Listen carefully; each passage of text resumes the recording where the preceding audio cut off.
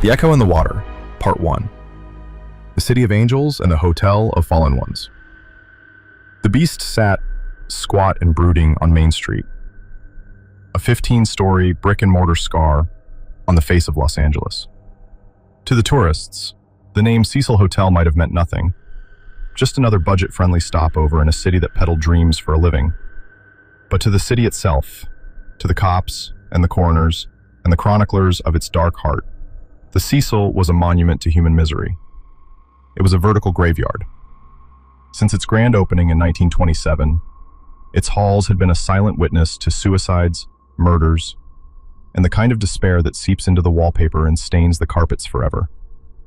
It was here that Elizabeth Short, the Black Dahlia, was rumored to have had her last drink before her gruesome, unsolved murder. It was here that the Night Stalker, Richard Ramirez, had holed up during his reign of terror, his blood-soaked clothes discarded in the hotel dumpster without a second glance from staff accustomed to the sordid and the strange. The Cecil wasn't just a building. It was a vortex, a place where bad things didn't just happen, but were drawn in, as if by some malevolent gravity. Into this vortex, on January 26, 2013, walked Elisa Lam. She was the antithesis of the Cecil's grim legacy. At 21, the Canadian student from the University of British Columbia was a spark of bright, inquisitive energy. Her digital footprint, a blog titled Etherfields, painted a portrait of a young woman grappling with the world and her place in it. She wrote with a raw, disarming honesty about her struggles with depression and bipolar disorder, but also about her fierce desire for adventure, for connection, for the new. Her trip down the American West Coast was a solo pilgrimage, a quest she called her West Coast Tour.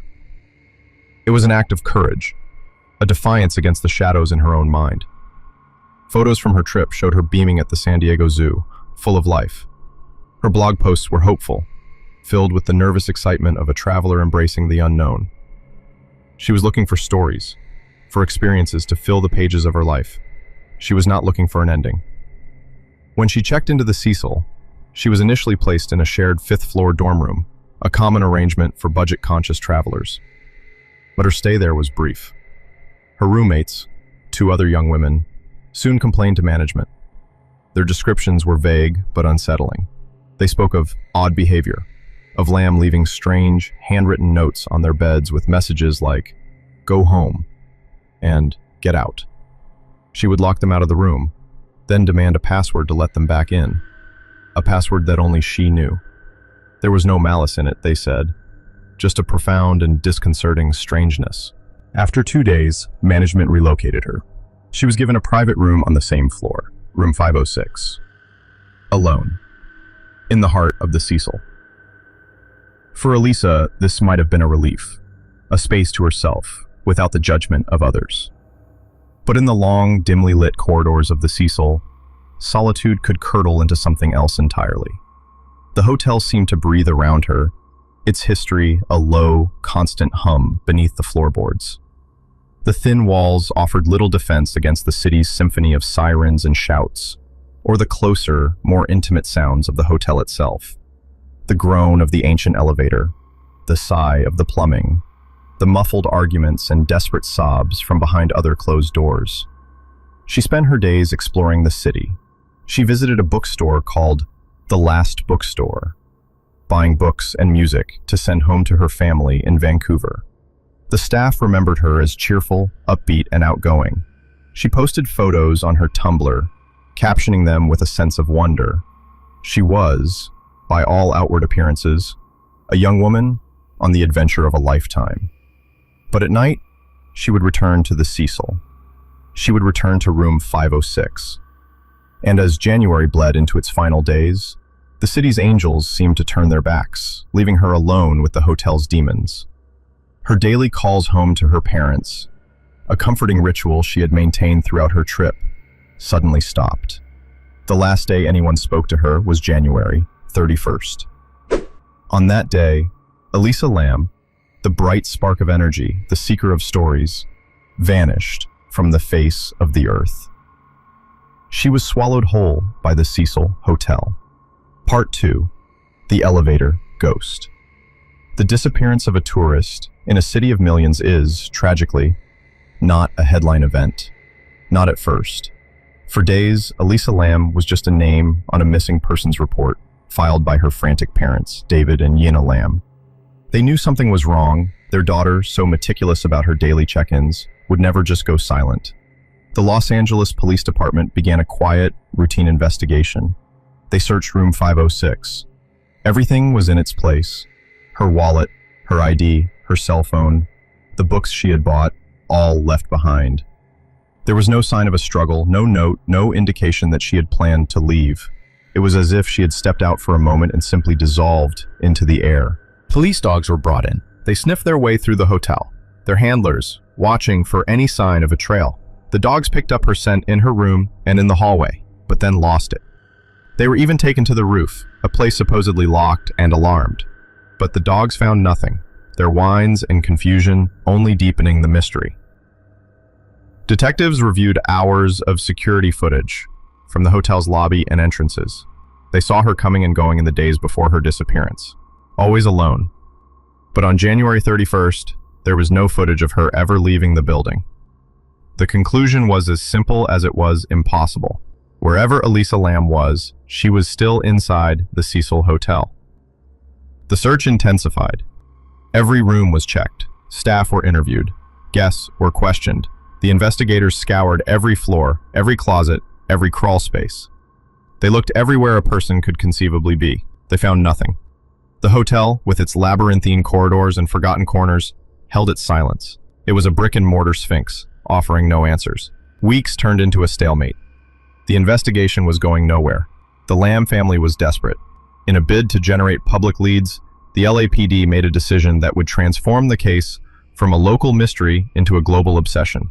On February 13th, they released a piece of evidence to the public, a security video. It was the last known footage of Elisa Lam. The video, time-stamped around 1:25 a.m. on February 1st, was from one of the hotel's elevators. There was no audio, and the quality was grainy, as if viewed through a dirty lens.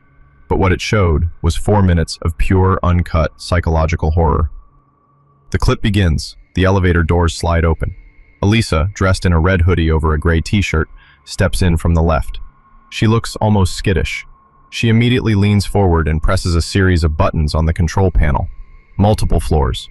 Then, she retreats to the corner of the elevator, cowering as if to make herself small, to hide. But the doors don't close. Seconds tick by. An eternity in the silent, claustrophobic box. The doors remain inexplicably open. Elisa, growing anxious, peeks her head out into the hallway. She whips her head to the right, then the left. She sees something or someone that the camera cannot. She quickly jumps back inside the elevator, pressing herself against the wall, then moving back into the corner. She looks terrified. A mouse cornered by a cat that only she can see. Again, she approaches the open doors. This time, she steps out into the hallway, just out of the camera's direct view. Her body language is bizarre. She moves with a strange, almost theatrical slowness. Her hands come up, her fingers splayed and twisting, as if she's casting a spell or trying to describe something with frantic, silent gestures. She appears to be talking, pleading, or arguing with someone just beyond the frame. But there is no one there. She then turns and walks away to the left, disappearing from view completely. For a few seconds, the elevator is empty, its doors still stubbornly, unnaturally open. Then she reappears. She comes back to the doorway, leans against the frame, and then re-enters the elevator. She walks to the panel and begins to press buttons again, this time with a desperate, frantic energy, slapping her palm against the whole column of them. Nothing happens.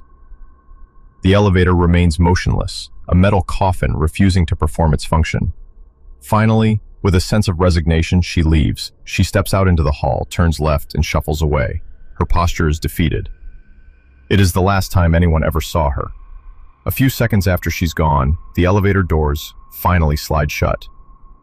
Then they open again, then shut, then open again, as if the machine itself is now haunted, glitched, possessed by the strange encounter it just witnessed.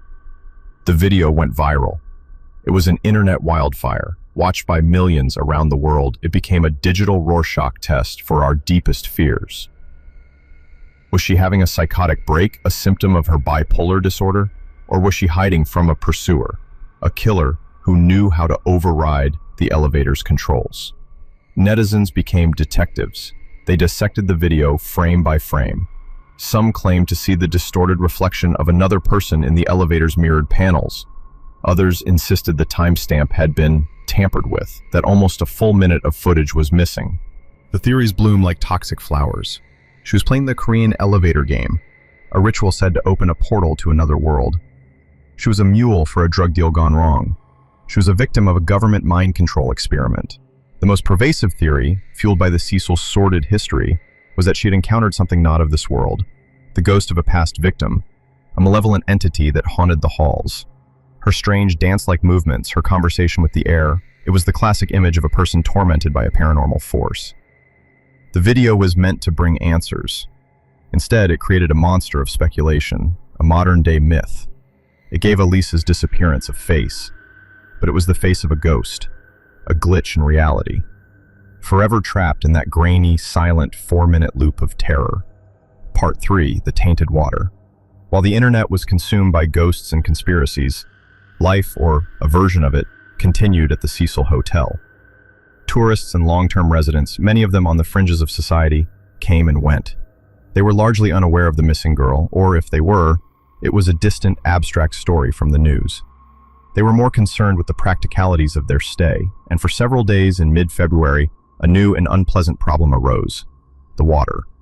It started with complaints about low pressure. Showers would only produce a weak, sputtering stream. Toilets took an eternity to refill. It was an annoyance, the kind of thing you expect from a cheap, aging hotel. Management logged the complaints and promised to look into it.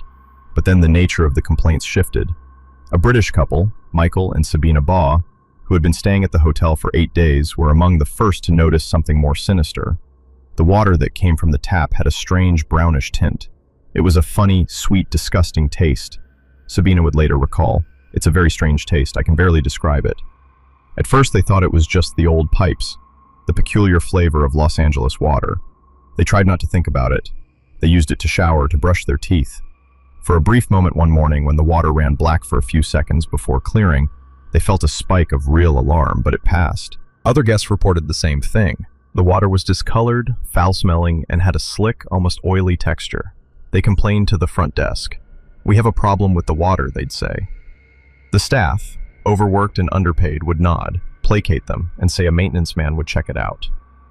The days wore on. The pressure got worse. The taste grew stronger. The smell became more noticeable, a cloying sweetness that lingered in the bathrooms. Guests were buying bottled water from the corner store, disgusted by what was coming out of their taps. They were washing themselves in it, drinking it, living with it. They were living with a secret they didn't even know they were a part of. The entire hotel, from its highest floor to its lowest, was being fed from a single contaminated source. The Cecil was poisoning its own inhabitants, and no one knew why. The complaints finally reached a tipping point. On the morning of February 19th, nearly 3 weeks after Elisa Lam had vanished, the hotel's maintenance man, Santiago Lopez, was given his orders. Go to the roof and check the water tanks. The problem had to be the tanks. Lopez was a man who knew the Cecil's guts. He knew its groaning pipes and flickering lights. The roof was a restricted area. It was supposed to be accessible only by staff key, and one of the main access doors was fitted with an alarm that would, in theory, alert the front desk if opened. He took the staff elevator as high as it would go, then climbed a final flight of stairs. He unlocked the door, noting that the alarm didn't sound. It likely hadn't worked in years. He stepped out onto the gravel-strewn roof. The Los Angeles skyline sprawled before him, hazy in the morning light. It was a view of stark contrasts, glittering skyscrapers in the distance, the grit and grime of Skid Row below. On the roof stood 4 large, cylindrical water cisterns, each about 10 feet high and 4 feet in diameter. They were monolithic, made of metal, and painted a faded silver.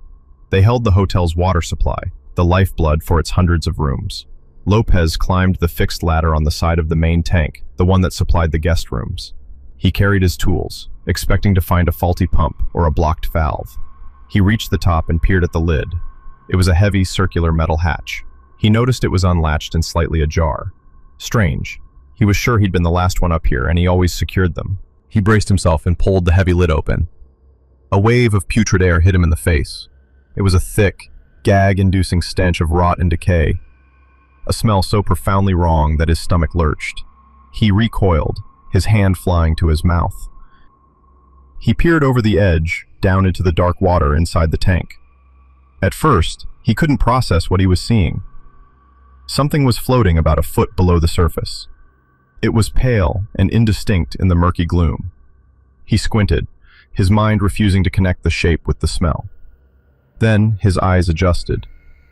He saw a hand. He saw black hair, fanned out like seaweed in the stagnant water. He saw a face, bloated and discolored, looking up at him from its watery grave. It was a body. It was Elisa Lam. For a moment, Santiago Lopez froze, perched atop the cistern like a gargoyle. The city noise faded away. The world shrank to the size of that dark, circular opening and the horror it contained. He scrambled down the ladder, his hands shaking, his mind screaming. He ran, stumbling, to his radio and called for his supervisor, his voice cracking with a terror that no amount of time at the Cecil could have prepared him for. "There's a body in the water tank," he choked out. "In the main tank." The news spread through the hotel like a contagion, first among the staff, then the police, and finally the guests. The horror was twofold. There was the shock of the discovery, the grim end to the mystery of the missing girl. But it was followed by a wave of sickening personal revulsion. The British couple, the Baws, were in their room when they heard the commotion. They stepped into the hall. A resident told them they found a body in one of the water tanks. The realization hit them like a physical blow. The discolored water, the foul taste, the showers, brushing their teeth. For 8 days they had been drinking water that a decomposing body had been floating in. Sabina Baw doubled over, retching. That water had a funny taste, she later told a reporter, her voice hollow with shock. "We never thought anything of it. The moment we found out, we felt sick to the stomach. Just horrible." They were not alone. Every single guest in the hotel had the same horrifying epiphany. The Cecil hadn't just been the site of a death. It had made them unwitting participants in its desecration. They had ingested the end of Elisa Lam's story. The hotel had forced its darkness down their throats. Part 4. The Unanswered Question. The discovery of Elisa Lam's body should have been the end of the story. It was a tragic, but on the surface, potentially explainable death. The Los Angeles County Coroner's Office conducted an autopsy. The official report, released in June, ruled the death an accidental drowning. It listed her bipolar I disorder as a significant condition. The official theory was straightforward. In the midst of a psychotic episode, Elisa had somehow made her way to the roof. For reasons known only to her, she had climbed into the water tank, perhaps seeking refuge from a hallucinated threat. Once inside, unable to get out and weighed down by waterlogged clothes, which she had removed in a state of paradoxical undressing, a phenomenon seen in hypothermia victims, she had drowned. The heavy lid, they speculated, could have fallen shut on its own or been closed by her before she lost consciousness. Case closed. A sad, unfortunate accident. But for everyone who had followed the case, for the millions who had watched that elevator video, this explanation was not an answer. It was an insult to the strangeness of the facts. It was a neat, tidy bow, placed on a box full of riding snakes. The official ruling didn't solve the mystery. It created an even bigger one. The questions multiplied, each one more troubling than the last. First, the roof. How did she get there? The roof was protected by locked, alarmed doors. The hotel staff, including Santiago Lopez, insisted that only employees had keys. No alarm ever went off. The police had searched the roof with dogs and found nothing just days after she vanished. Did she have a key? Did someone with a key take her there? Or did she find the one door whose alarm was broken? A coincidence of fatalistic proportions. Some theories pointed to the fire escape, a rickety, dangerous structure. Could a young woman in the dark, in a panicked state, have scaled it to the 15th floor? It seemed a feat of impossible athleticism and desperation. Second, the tank lid.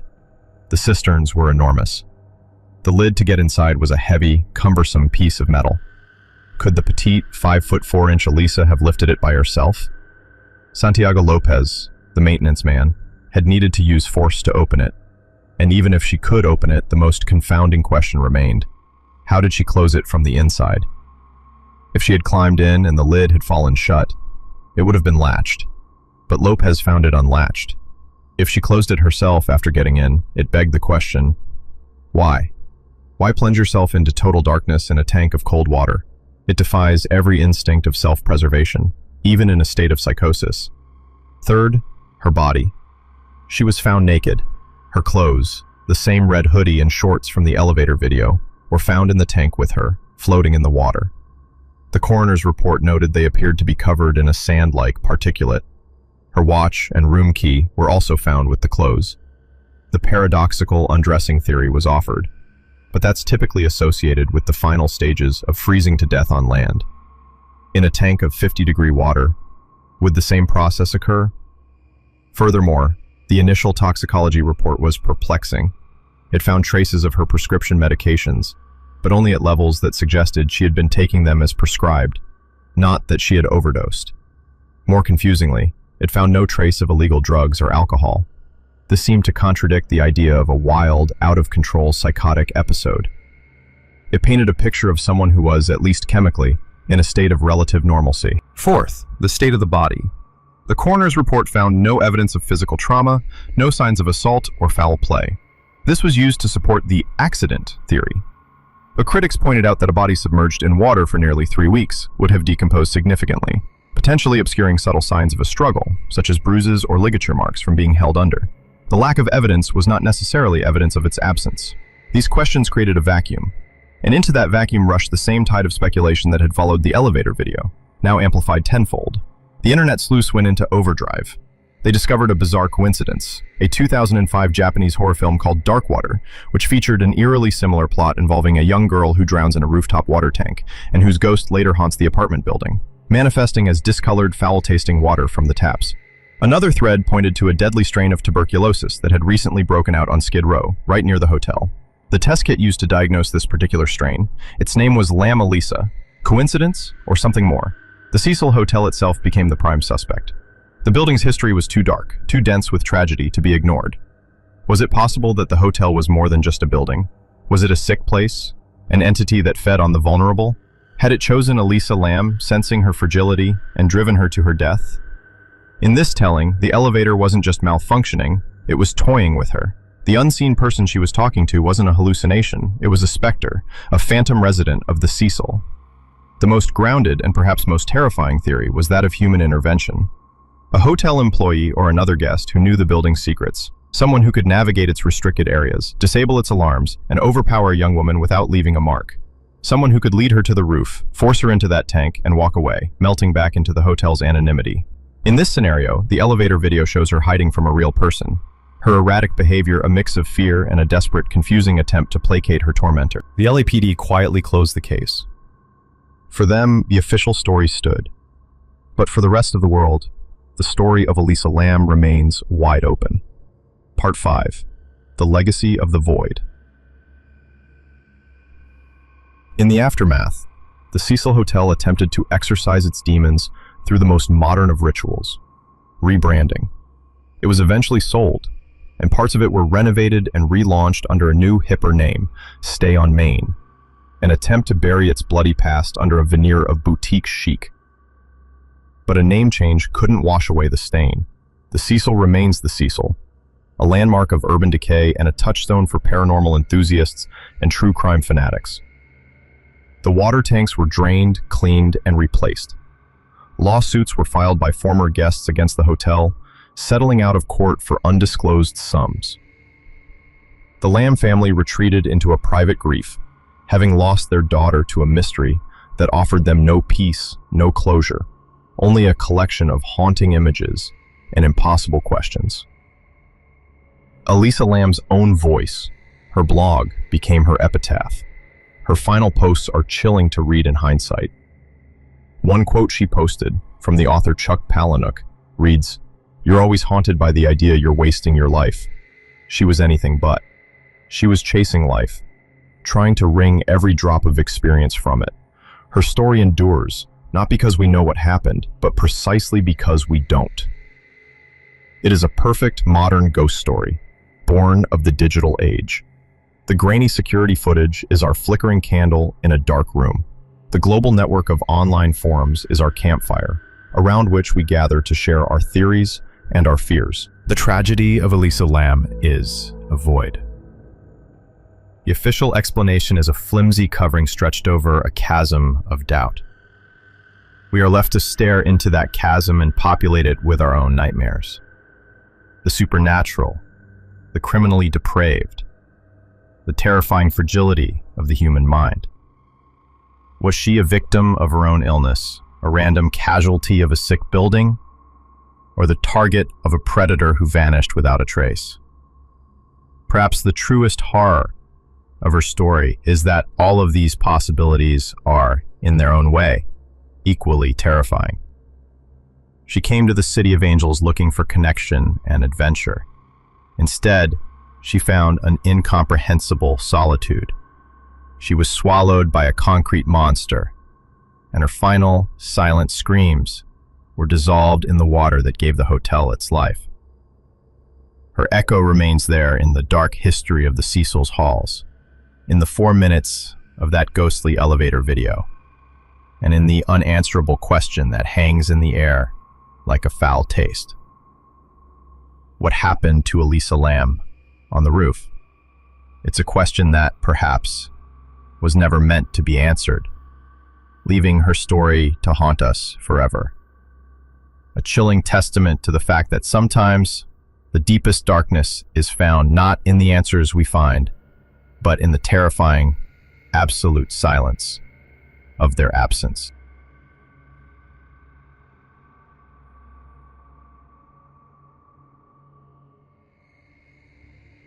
City of Angels, Devil's Handiwork.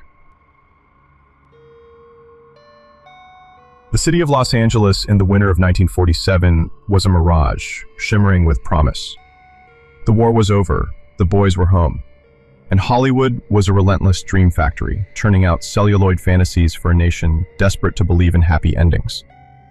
The California sun, a buttery, benevolent gold, seemed to wash away the grime and the shadows, promising a fresh start to anyone with enough grit, enough luck, or enough beauty. It was a city of a million stories, most of them ending in quiet disappointment, in a bus ticket back to Ohio or a waitressing job that became a career. But some stories didn't just end. They were ripped from the book, torn to shreds, and scattered in the wind, leaving behind a stain that not even the relentless sun could bleach away. This is one of those stories, the story of Elizabeth Short. She had come to the city like so many others, a moth drawn to the blinding Klieg lights. She was 22, with a porcelain complexion that seemed almost luminous against her jet-black bouffant hair, which she often adorned with a fresh flower. Her eyes were a pale, searching blue, holding a mix of youthful naivete and a hardness born from a transient life. She was a ghost even before she became one, flitting between cheap rooming houses, diners, and the fringes of the Hollywood social scene. She had a laugh that was a little too loud, a smile that was a little too quick, and a desperate, gnawing hunger for a life she could only see on the silver screen. In the final days of her life, she was a whisper in the bustling city. She was last seen alive on January 9th, drifting through the opulent, marble-floored lobby of the Biltmore Hotel in downtown LA. She was a stark figure in black, a raven in a flock of peacocks. A salesman named Robert Red Manley, her companion for the last few days, watched her walk away into the cool evening air, swallowed by the city's indifferent twilight. He was the last person known to see her alive, the final period at the end of her last known sentence. For 6 days, Elizabeth Short simply vanished. The city, in its vast, sprawling anonymity, held its breath. Then, on the morning of January 15th, the silence was broken by a scream.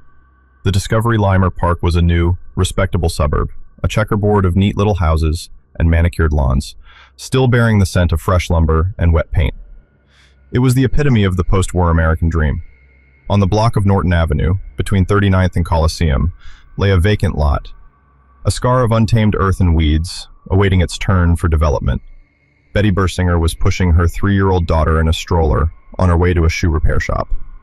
It was a chilly morning, the air crisp and clean. As she passed the vacant lot, something caught her eye. Lying in the damp, overgrown grass about a dozen feet from the sidewalk was something pale, white. Her first thought was that it was a discarded store mannequin, broken in half by vandals. It was a common enough sight. She squinted, her brow furrowed. It was strangely positioned, the two halves, separated by about a foot, the limbs arranged in a deliberate, almost artistic pose. The top half had its arms raised above its head, bent at the elbows. The legs of the bottom half were spread wide. It was bizarre, an unsettling piece of trash. She moved closer, a vague sense of unease prickling the back of her neck. The grass was wet against her shoes. The air was still. It wasn't a mannequin.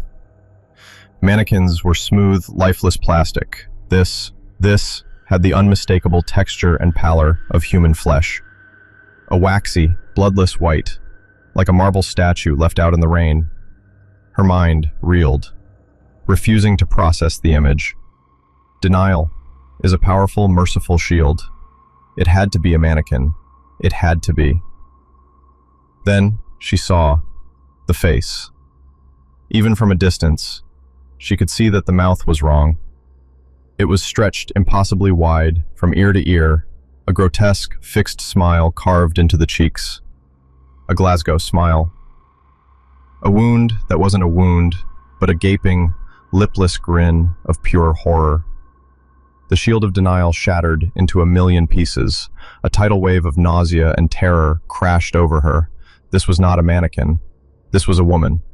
A dead woman. A woman who had been disassembled. Betty Bersinger snatched up her child, her heart hammering against her ribs like a trapped bird.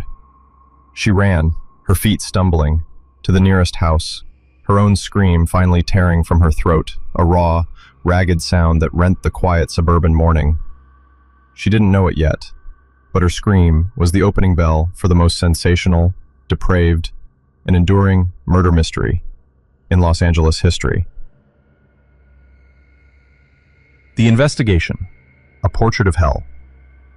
The first LAPD officers on the scene thought they were prepared for anything. They were wrong. They secured the area with a grim, practiced efficiency, but their faces were masks of disbelief.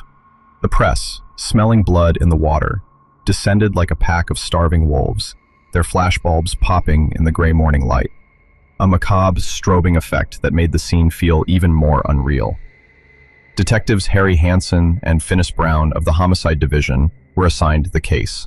Hansen was a veteran, a tough, no-nonsense cop with a face like a roadmap of LA's underbelly. He'd seen stabbings, shootings, bodies pulled from the river. He thought he was immune, but as he stood at the edge of the lot looking at the bisected body of Jane Doe No. 1, a cold dread he hadn't felt in years settled in his gut. This was different. This wasn't a crime of passion. Passion is messy, chaotic. This was meticulous, surgical. The body had been severed at the waist with unnerving precision, a technique coroners would later identify as a hemicorporectomy, a procedure taught in medical schools in the 1930s. There wasn't a single drop of blood at the scene, not on the body, not on the grass around it. She had been killed elsewhere, drained of every last drop of blood, scrubbed clean, and then carefully, deliberately, placed in the lot for the world to find. It was a performance, a statement. The mutilations were a catalog of sadism. The Glasgow smile was the most prominent, but there was more. Chunks of flesh had been carved from her thighs. Her breasts bore lacerations. Rope burns on her wrists, ankles, and neck indicated she had been bound and tortured for days. The coroner's report would later confirm the horror. She had been kept alive, likely for 60 to 72 hours. While her tormentor subjected her to unimaginable pain, the cause of death was cerebral hemorrhage from repeated blows to the head and shock from the lacerations. The bisection was post-mortem, a final, depraved flourish. The killer had left a message, but the language was one of pure insanity. Who could do this? What kind of monster walks the sun-drenched streets of Los Angeles? The first task was to identify the victim. The LAPD sent her fingerprints via the primitive sound photo wire machine to the FBI in Washington, D.C. Within an hour, they had a match. The prints belonged to a 22-year-old woman with a minor arrest record for underage drinking in Santa Barbara. Elizabeth Short. The moment her name was released, the media frenzy exploded. A reporter at the Los Angeles Examiner, owned by the infamous William Randolph Hearst, remembered the recent film The Blue Dahlia, starring Alan Ladd and Veronica Lake. Elizabeth Short, with her penchant for black clothing and the flower in her dark hair, was a striking figure. They christened her the Black Dahlia. The name was electric. It was poetic, tragic, and dangerously glamorous. It stuck. In an instant, Elizabeth Short, the person, the scared, ambitious, flawed young woman from Medford, Massachusetts, was gone. In her place was the Black Dahlia, a myth, a pulp fiction heroine, a dark siren whose gruesome death became public property.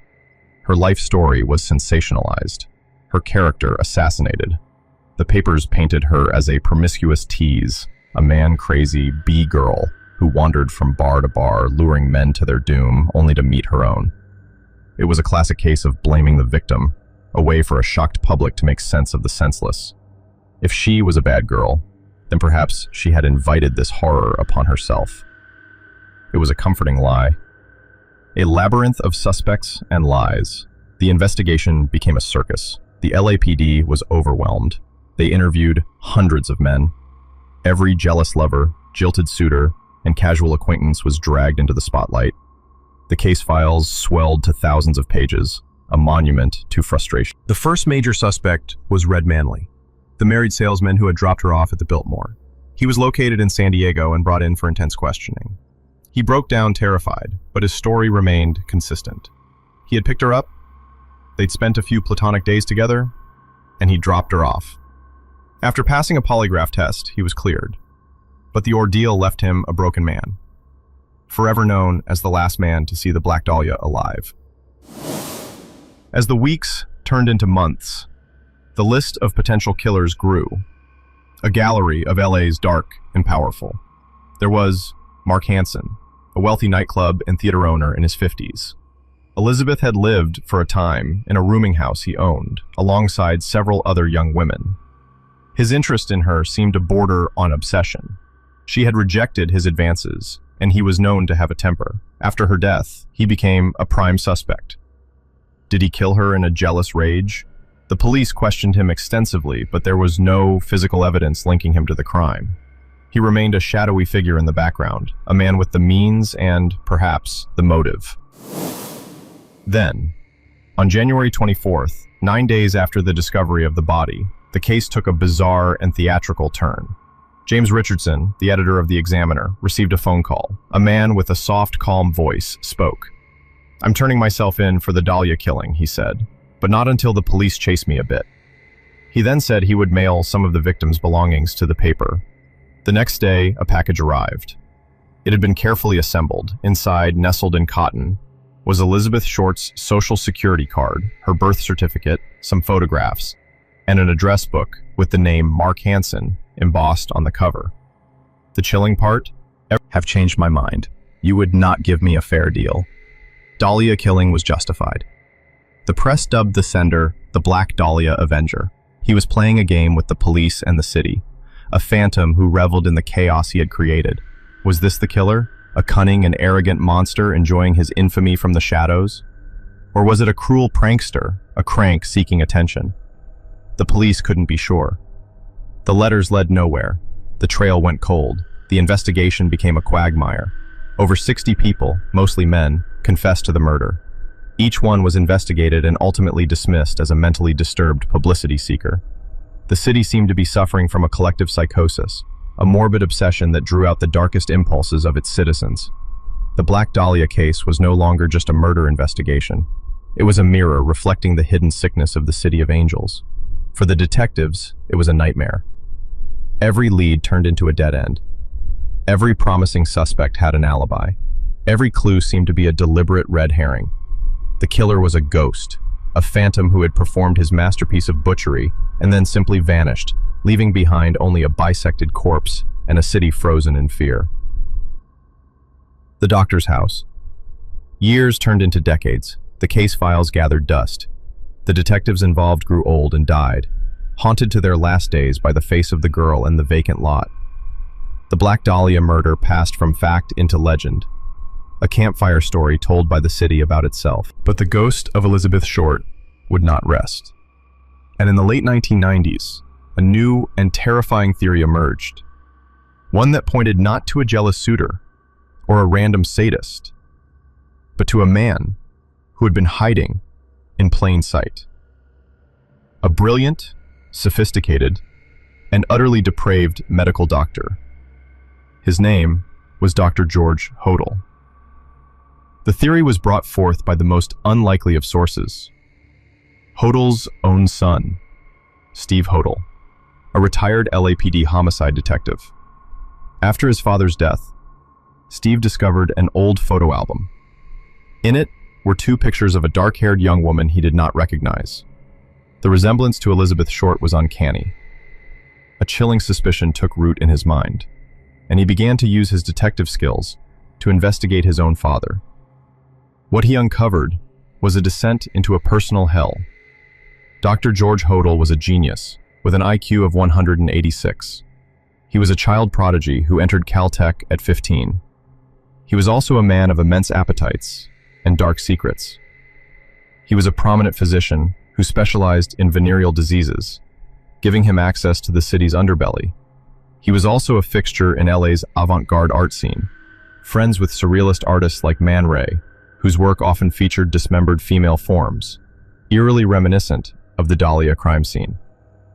In 1949, 2 years after the Dahlia murder, Hodel's own daughter, Tamar, accused him of incest. Though he was acquitted, the scandal ruined his career. During the investigation into that crime, the LAPD bugged his house. The transcripts of those secret recordings, which Steve Hodel later uncovered, were horrifying. On one tape, from February 18, 1950, Hodel is heard discussing the Dahlia case with an unknown associate. He says, "Supposin' I did kill the Black Dahlia. They can't prove it now. They can't talk to my secretary anymore because she's dead." The secretary was a reference to a woman who had died of a supposed drug overdose, a death many now believe was a murder to silence a witness. On another part of the tape, a woman is heard screaming in the basement, followed by Hodel calmly saying, "Now they'll know. They'll never be able to prove a thing." Steve Hodel's investigation painted a portrait of his father as a serial sadist and killer. He believed the surgery-like bisection of Elizabeth Short was his father's macabre signature. He found that his father's handwriting matched the taunting notes of the Avenger. He even found records showing his father owned a property just blocks from where the body was dumped. He theorized that his father had performed the torture and murder in a windowless room in their large Soudan house in Hollywood, a home that architecturally resembled a Mayan temple. The evidence was circumstantial, but overwhelming in its collective weight. Dr. Hodel, it seemed, was a real-life Hannibal Lecter, a monster of intellect and culture who used his brilliance to conceal an abyss of depravity. He was never charged.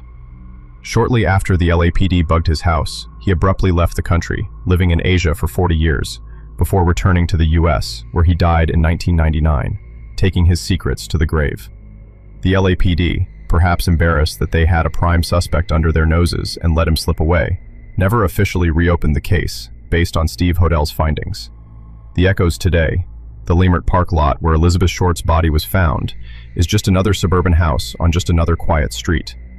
The Biltmore Hotel still stands, a grand old dame of downtown LA, its lobby filled with tourists and business people, none of whom feel the cold spot where a girl in black waited for a future that would never come.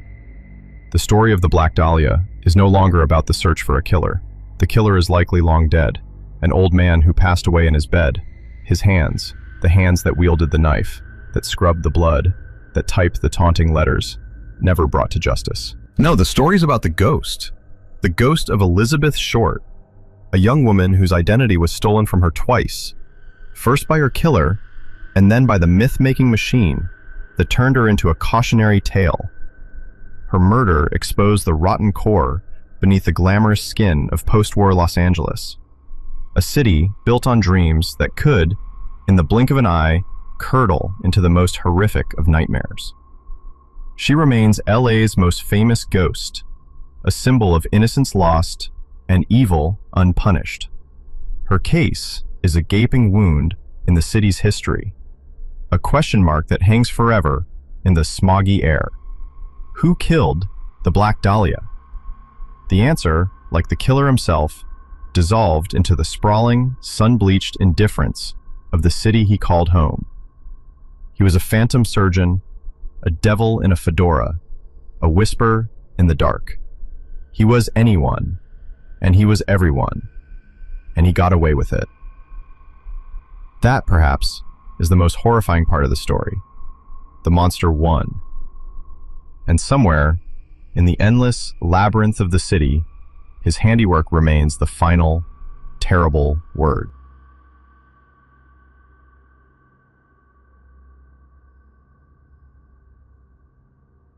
A silence in the Sierras, the haunting of Cabin 28. The mountains of Northern California keep secrets. They are ancient, monolithic things, cloaked in sentinel pines that stand so thick the sunlight struggles to pierce their canopy. In their deep, verdant canyons, rivers like the feather-carved paths through granite, their rushing water a constant, soothing murmur. It's a land that promises escape, a place where the noise of the world fades into the whisper of the wind. In the late 1970s and early 80s, Keddie Resort was meant to be one such sanctuary. It wasn't a resort in the modern sense of the word. There were no infinity pools, no five-star restaurants, no valets in crisp uniforms. Keddie was a relic, a ghost of the grand old railroad days. Its main lodge was a weathered giant of timber and stone, and scattered around it, nestled amongst the pines and incense cedars, were dozens of rustic cabins. By 1981, Keddie had seen better days. The paint on the cabins was peeling, the roads were rutted, and the promise of a mountain paradise had given way to the reality of a cheap, isolated place to live for people down on their luck, people running from something, or people simply wanting to be left alone. It was a community of transients and survivors, clinging to the edge of civilization. And in the heart of this fading resort, sitting under the long, dark shadows of the Sierra Nevadas, was Cabin 28. It was a simple, two-bedroom duplex, clad in jaundiced yellow siding. To a family seeking refuge, it might have seemed like a godsend. It was to Glenna Sue Sharp. At 36, Sue was a fighter. She had a strength forged in hardship, a quiet resilience that showed in the determined set of her jaw, and the watchful kindness in her eyes. Fleeing an abusive husband and the concrete turmoil of Connecticut, she had brought her 5 children west, chasing the Californian dream, or at least a peaceful fragment of it. Her eldest, John, was 15. He was on the cusp of manhood, a lanky teenager with a protective streak a mile wide. He was the man of the house now, and he carried that responsibility with a somber pride. 14-year-old Sheila was the bright, social spark of the family, her world filled with friends and the nascent thrill of teenage freedom. Then there was 12-year-old Tina, the quietest of the brood. She was a gentle soul, thoughtful and a little shy, with a love for drawing and a deep attachment to her mother. The 2 youngest, Rick and Greg, aged 10 and 5, were a whirlwind of boyish energy, their laughter and games echoing through the thin walls of the cabin, a constant, lively counterpoint to the deep, often unnerving silence of the surrounding woods. For a few months, it worked. The Sharps settled in. The kids made friends. Sue found a job at the lodge. Life in Cabin 28 wasn't easy, but it was theirs. It was a fragile piece, however, built on the shifting soil of Keddie. The resort had a darkness that clung to it like the mountain mist. It was a place of heavy drinking, simmering resentments, and whispered rumors. The isolation that offered peace could also breed a peculiar kind of madness, unseen and unheard until it was too late. The epicenter of that encroaching darkness for the Sharps was Cabin 26, their next-door neighbors. Living there were Marty Smart, a volatile man with a short fuse and a fondness for cheap whiskey, and his wife, Marilyn. With them often was a man named Severin Beau Bobadé, a friend of Marty's from out of town. Beau was a cipher. He was a man with a criminal past, a quiet, hulking presence who seemed to soak up the light in any room he entered. He rarely spoke, but his eyes, small and dark, missed nothing. Trouble began subtly. Marty took an unhealthy interest in the Sharp family, particularly in the teenage girls.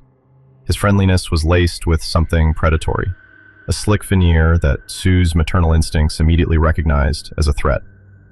He and Marilyn would have vicious, screaming fights that ripped through the quiet nights, the sounds of slammed doors and broken glass carrying easily to cabin 28. Sue, fiercely protective, began counseling her daughter Sheila to spend less time at the Smarts' cabin. She saw the poison there and tried to build a wall around her family to keep it out. Marty didn't like that. He saw Sue's protectiveness not as a mother's love, but as a judgment, an affront. The tension between the two cabins grew taut, an invisible, high-strung wire, humming with unspoken hostility. In the small, claustrophobic world of Keddy, there was nowhere to run from your neighbors. Their shadows fell across your porch. Their anger seeped through your walls. April 11th, 1981 was a Saturday. It began with the deceptive rhythms of any normal day. Sue had spent the afternoon with her youngest boys, Rick and Greg, and their friend, a young boy named Justin. Then, Sheila, excited for a sleepover, packed a small bag. John and his best friend, 17-year-old Dana Wingate, had made plans to hang out.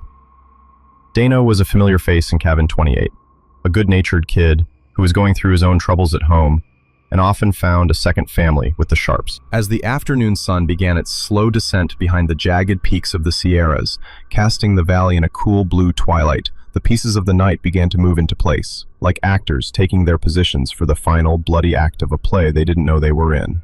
Sheila left for her sleepover in the cabin next door, not the Smarts, but another neighbor's. Her departure was a small, random twist of fate that would save her life.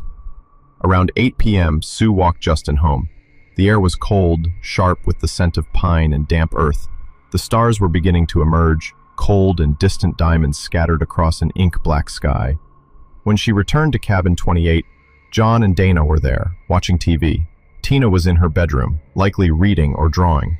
The little boys, Rick and Greg, were already asleep in their shared room, dreaming the innocent dreams of children.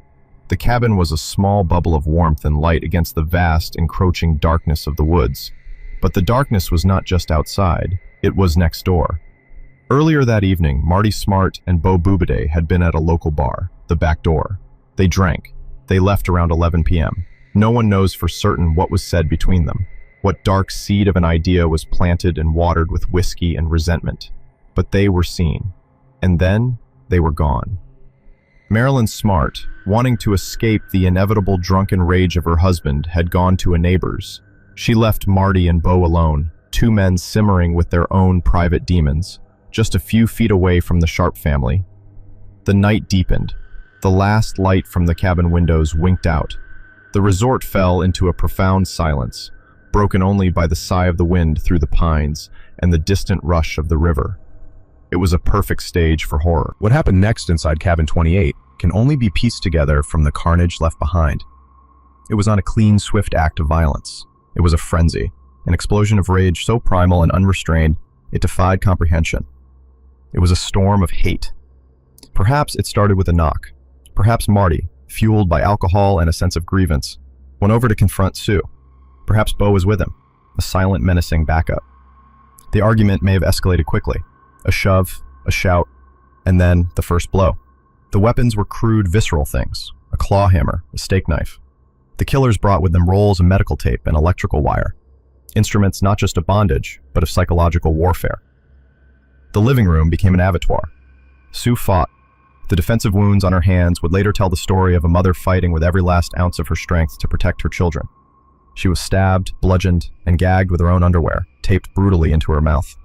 The tape was wrapped so tightly around her face, it distorted her features into a permanent, silent scream. John, hearing his mother struggle, would have come running from his room. A 15-year-old boy, brave and loyal, throwing himself against two grown men in a desperate attempt to save her. He met the same feral violence. He was beaten with the hammer, his throat cut. Dana Wingate, a guest in the wrong place at the very worst time in human history, was strangled with the electrical cord. The ligature pulled so tight it was embedded deep in his neck. He, too, was beaten. The scene was one of utter chaos. Furniture was overturned. Blood was everywhere. On the walls, the floor, the ceiling. It soaked into the cheap wood-paneled walls and the worn shag carpet, a testament to the prolonged and terrifying struggle. The killers moved through the small cabin with a sickening purpose, their rage a living entity in the room. And through it all, in the back bedroom, Rick and Greg slept on. Miraculously, impossibly, they remained untouched, their slumber a fragile shield against the whirlwind of death just a few feet away. But one child was not asleep, 12-year-old Tina. The horror of what happened to her is a special kind of hell, a question mark carved into the heart of the tragedy. The evidence suggests she was a witness. Perhaps she woke to the sounds of the struggle. Perhaps she crept from her bed, her small feet silent on the floor, and saw something no child should ever see. The killers, their hands already slick with blood, would have seen her. A witness, a loose end. She wasn't killed in the cabin. She was taken. Imagine her terror. The small, quiet girl, snatched from her bed, her bare feet dragging across a floor sticky with the blood of her mother and brother. She was bound with the same tape, gagged, and led out of the cabin, out into the cold, terrifying dark of the Sierra night.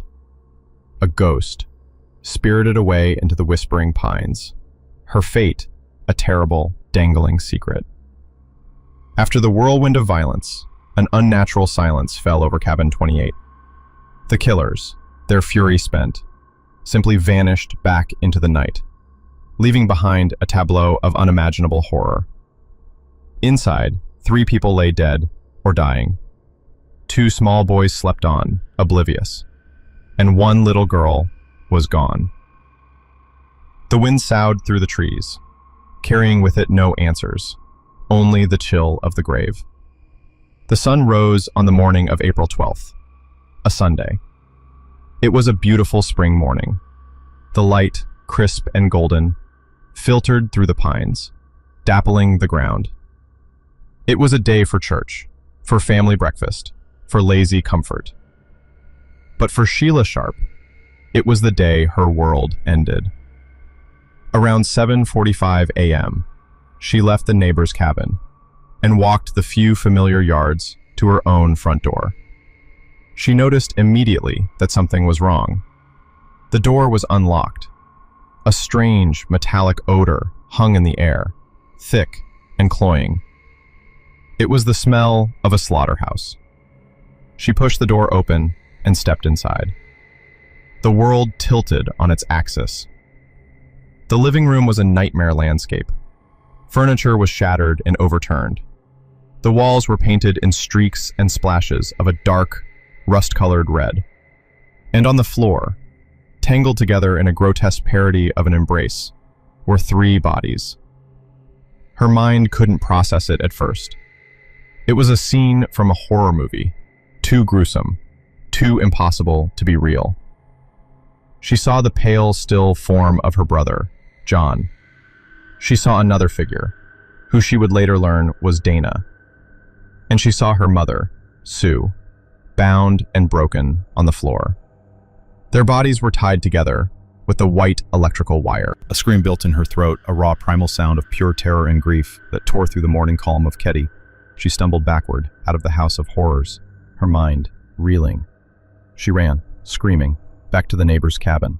The images from inside burned onto her retinas forever. The first person she found was the neighbor's father. He went to check, saw the carnage for himself, and immediately scooped up Rick and Greg from their bedroom, shielding their eyes from the horror in the living room, and carried them out of the cabin. They were safe. They were the only ones. The Plumas County Sheriff's Department was called. When the first deputies arrived, they were met with a scene of butchery that none of them, in their careers policing a sleepy, rural county, had ever encountered. It was big city violence, Manson-level savagery, dropped into the quiet heart of the mountains. They were, to put it bluntly, completely and utterly out of their depth. What followed was not an investigation. It was a cascade of catastrophic errors. The crime scene, which should have been sealed and treated like a sacred, terrible text, was treated with shocking ineptitude. People traipsed in and out. Evidence was touched, moved, and contaminated. The then sheriff, Doug Thomas, famously put his hand on a bloody wall for support, oblivious. A steak knife, one of the murder weapons, was found at the scene, but its significance was initially overlooked. A bloody hammer, another likely weapon, was also recovered nearby. Fingerprints that didn't belong to the victims were found, but in the chaos, some were mishandled or lost. It was a masterclass in how to botch a murder investigation. Marty Smart was questioned that same day.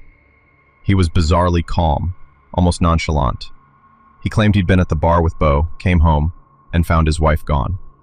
He said he watched a movie and went to sleep. He even offered a flimsy, handwritten note to the police, detailing his version of the night's events, a gesture so strange it practically screamed guilt. He also mentioned, almost as an afterthought, that a claw hammer was missing from his wood-burning stove. Police searched his cabin, but reported finding nothing of interest. The day after the murders, Marty Smart, Marilyn, and Bo Bobidet abruptly left Keddie. They drove to Reno, and from there Marty sent a letter to Marilyn, who had since left him. The letter was a rambling, semi-coherent confession of his love for her. But it also contained a chilling line. "I've paid the price of your love, and now that I've bought it with 4 people's lives, you tell me we are through." 4 lives, not 3. Sue, John, and Dana were dead. The 4th could only be Tina. The letter should have been the linchpin of the case. It was a near confession from the primary suspect. Yet for reasons that remain infuriatingly obscure, the investigation languished. Leads went cold. The focus shifted away from Marty and Bo. Rumors of a drug deal gone wrong or a satanic cult filled the vacuum left by a competent police inquiry. The case grew cold, covered by the dust of time and the snows of successive Sierra winters. Cabin 28 was cleaned, repaired, and rented out again, as if the bloodstains could be washed from its memory. But the cabin was tainted. Tenants reported strange occurrences, nightmares, feelings of unbearable dread, the phantom smell of blood, doors opening and closing on their own. It was as if the sheer psychic trauma of that night had been absorbed into the very wood and drywall, leaving behind a permanent, malevolent residue. Eventually, the cabin was left vacant, a decaying monument to an unsolved crime, its windows like vacant eyes staring out at the pines. For 3 long years, the fate of Tina Sharp remained a tormenting mystery. The family held on to a sliver of hope, the kind of desperate, irrational hope that one clings to in the face of the unthinkable. Maybe she had run away. Maybe she was alive somewhere. Then, on April 22, 1984, almost 3 years to the day after she vanished, a man collecting bottles in the woods near Feather Falls, some 30 miles from Keddie, as the crow flies but nearly 100 by winding mountain road, made a gruesome discovery. It was a partial human skull and a jawbone. Dental records confirmed the unthinkable. It was Tina. An anonymous call to the sheriff's office, just after the discovery, claimed the remains were placed there, that Tina had been held captive and murdered months after her abduction, when her captors realized her identity had been made public. The call was never traced. The information was never verified. It was just another ghost, another whisper in the long, dark story of Keddie. The rest of her remains were never found. The years rolled on. The world largely forgot about the murders in the quiet mountain resort. Bo Bobidet died of natural causes in 1988, taking whatever secrets he had to the grave. Marty Smart died of cancer in 2000, never having faced justice for the crime he all but confessed to.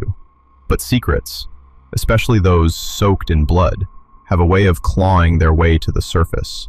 In the years after Marty's death, his ex-wife, Marilyn, finally began to talk. She told a story that confirmed the deepest suspicions. She said that on the night of the murders, she had left Marty and Bo at home. When she returned later, she saw Marty and another man, his friend Johnny Bobidet, likely a confusion with Severin Bo Bobidet, burning something in the wood stove. More damningly, a therapist who had been counseling Marty Smart came forward.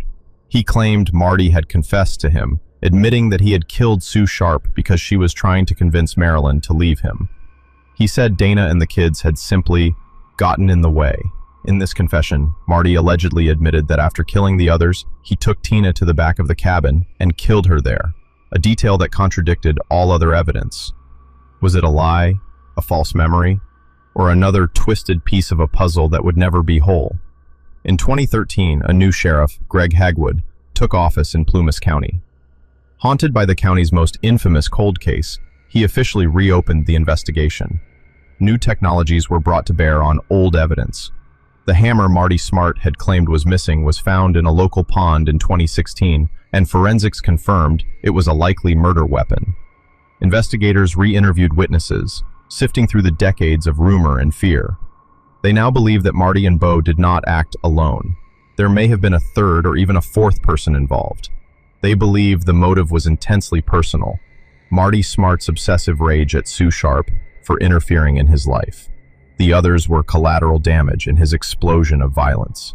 Tina was the witness he couldn't leave behind. But with the main suspects dead, a true legal resolution is likely impossible. The case remains officially unsolved. In 2004, what was left of Ketty Resort was sold, and the new owners, wanting to erase the stain, had Cabin 28 demolished. They tore it down, board by board, and trucked away the debris, leaving nothing but a scar on the earth where it once stood. But you cannot demolish a memory. You cannot tear down a ghost. The story of the Ketty murders is more than a true crime tale. It's an American Gothic horror story. It's a story about the darkness that can fester in isolated places, about the monstrous violence that can erupt from the most mundane of resentments. It's a story of profound police failure and a community haunted by fear and suspicion. Most of all, it is the story of Sue, John, Dana, and Tina. A mother who fought to the death for her children, a boy who died defending his family, a friend who was in the wrong place at the wrong time, and a little girl who was stolen into the night, her final terrifying moments lost to the vast, indifferent silence of the Sierra Nevada mountains. That silence is their true legacy. It lingers there still, among the whispering pines, a permanent chill in the mountain air, a question that will never, ever be answered.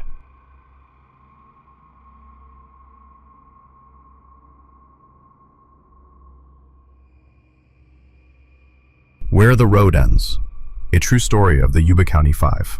The cold in the high Sierra Nevada does not forgive. It is not the damp, biting chill of the coast, nor the fleeting frost of the valley floor. It is an ancient, absolute cold. It is a presence, a physical entity that seeps through denim and wool, through skin and bone, until it finds the very marrow and settles there. It is a cold that stills the frantic beating of a lost man's heart and preserves secrets under a blanket of silent, indifferent snow. In the winter of 1978, this cold was waiting. Up on the winding, forgotten logging roads of the Plumas National Forest, past the point of reason and far from the warmth of home, it was waiting for 5 young men who had no idea they were driving straight into its embrace. Part 1, The Last Good Day. Friday, February 24, 1978, began with the kind of placid normalcy that defines life in the twin cities of Yuba City and Marysville. Nestled in the flat, fertile heart of the Sacramento Valley, this was a world of orchards and sleepy downtowns, a place where routines were a comfort and everyone knew their neighbors. For the 5 young men who the world would come to know as the Yuba County Five, it was a day humming with anticipation. They weren't boys, not really. Their ages ranged from 24 to 32. But in the gentle, protective parlance of their families and community, they were the boys. 4 of them, Jackie Hewitt, 24, William Sterling, 29, Jack Madruga, 30, and Ted Weir, 32, navigated the world with mild intellectual disabilities. The 5th, Gary Mathias, 25, was a different case. a former army medic who served in Germany. He battled schizophrenia, a ghost in his own mind that he kept at bay with a careful regimen of medication. Despite their individual challenges, they had forged a powerful, simple bond. Their world revolved around two things: their part-time jobs and sports. Basketball was their religion, and the local college team, the UC Davis Aggies, were their gods. Tonight was a special night. The Aggies were playing a championship tournament game against Chico State, a 50-mile drive north. For the boys, this was the Super Bowl. The nexus of their group was Jack Madruga. He was the most independent, the only one with a driver's license, and his most prized possession was his car. A gleaming turquoise and white 1969 Mercury Montego. It was more than a vehicle. It was their chariot, their vessel of freedom. It promised adventure beyond the familiar streets of Yuba City. Madruga kept it immaculate, a testament to his pride. That afternoon, the energy was palpable. Bill Sterling, a man of deep and quiet faith, probably said a small prayer of thanks for the day. He and Madruga were inseparable, best friends who shared a simple, profound loyalty. Ted Weir, the gentle giant of the group, was likely with his closest friend, Jackie Hewitt. Weir was slow and methodical, a man who found comfort in routine. He worked as a janitor and was known for his kindness. Hewitt, the youngest, was his shadow, looking up to the older, larger man with a devotion that was touching to all who saw them. And then there was Gary Mathias. Mathias was the spark, the unpredictable element. His family worried when he missed his medication. Off it, the shadows in his mind could lengthen and his grasp on reality could fray. But on his medication, he was bright, engaging, and a core part of the group's dynamic. He was looking forward to the game as much as anyone. He'd laid out his clothes the night before, a small ritual of excitement. By late afternoon, the plan was set. Madruga would pick everyone up in the Montego. They'd make the drive to Chico, watch their team win, and be home before their parents started to worry. It was a perfect, foolproof plan. Melba Madruga watched her son Jack meticulously clean his white and turquoise car. He was so proud of it. She reminded him to be careful on the road. He just smiled his easy smile. "Don't worry, Mom, we'll be back." Juanita Sterling saw her son Bill off with a hug. He was practically vibrating with excitement. "Don't be too late," she said, the familiar maternal refrain. Imogene Weir, Ted's mother, knew he'd be home by his self-imposed 10:30 p.m. curfew. He was a creature of habit. He hated being late. It made him anxious. It was a mosaic of mundane goodbyes, the kind of farewells repeated 1,000 times in 1,000 homes, utterly forgettable until they become the last. As the sun began to dip below the flat horizon of the valley, casting long shadows across the orchards, the 1969 Mercury Montego pulled away from the curb. Inside, 5 friends were bathed in the warm glow of the dashboard lights, a fragile bubble of warmth and light against the coming night. Their laughter and chatter filled the car, the radio playing a top 40 hit.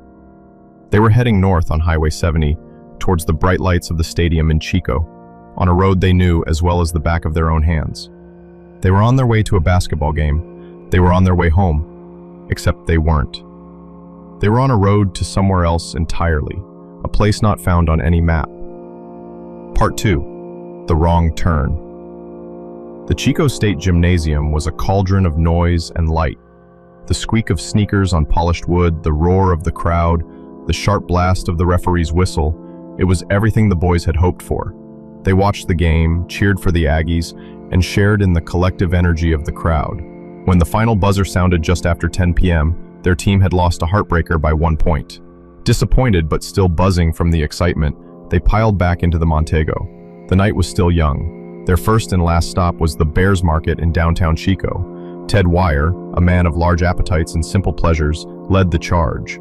They bought snacks for the ride home. A Hostess cherry pie for Ted, a Langendorf lemon pie for Jackie, a Snickers bar, a Marathon bar, and cartons of Pepsi and milk. The clerk who served them, a young woman, would later remember them clearly. They were a little loud, she'd say, but happy, excited. Nothing seemed out of place, nothing at all. Back in the car, with snacks in hand, Jack Madruga pointed the Mercury south. The route home was simple. Highway 99, a straight shot back to Yuba City. An hour's drive, maybe a little more. They should have been home before midnight. Ted Weir would have made his curfew, but they never made it to Highway 99. Somewhere in the confusing grid of Chico's city streets, they took a wrong turn.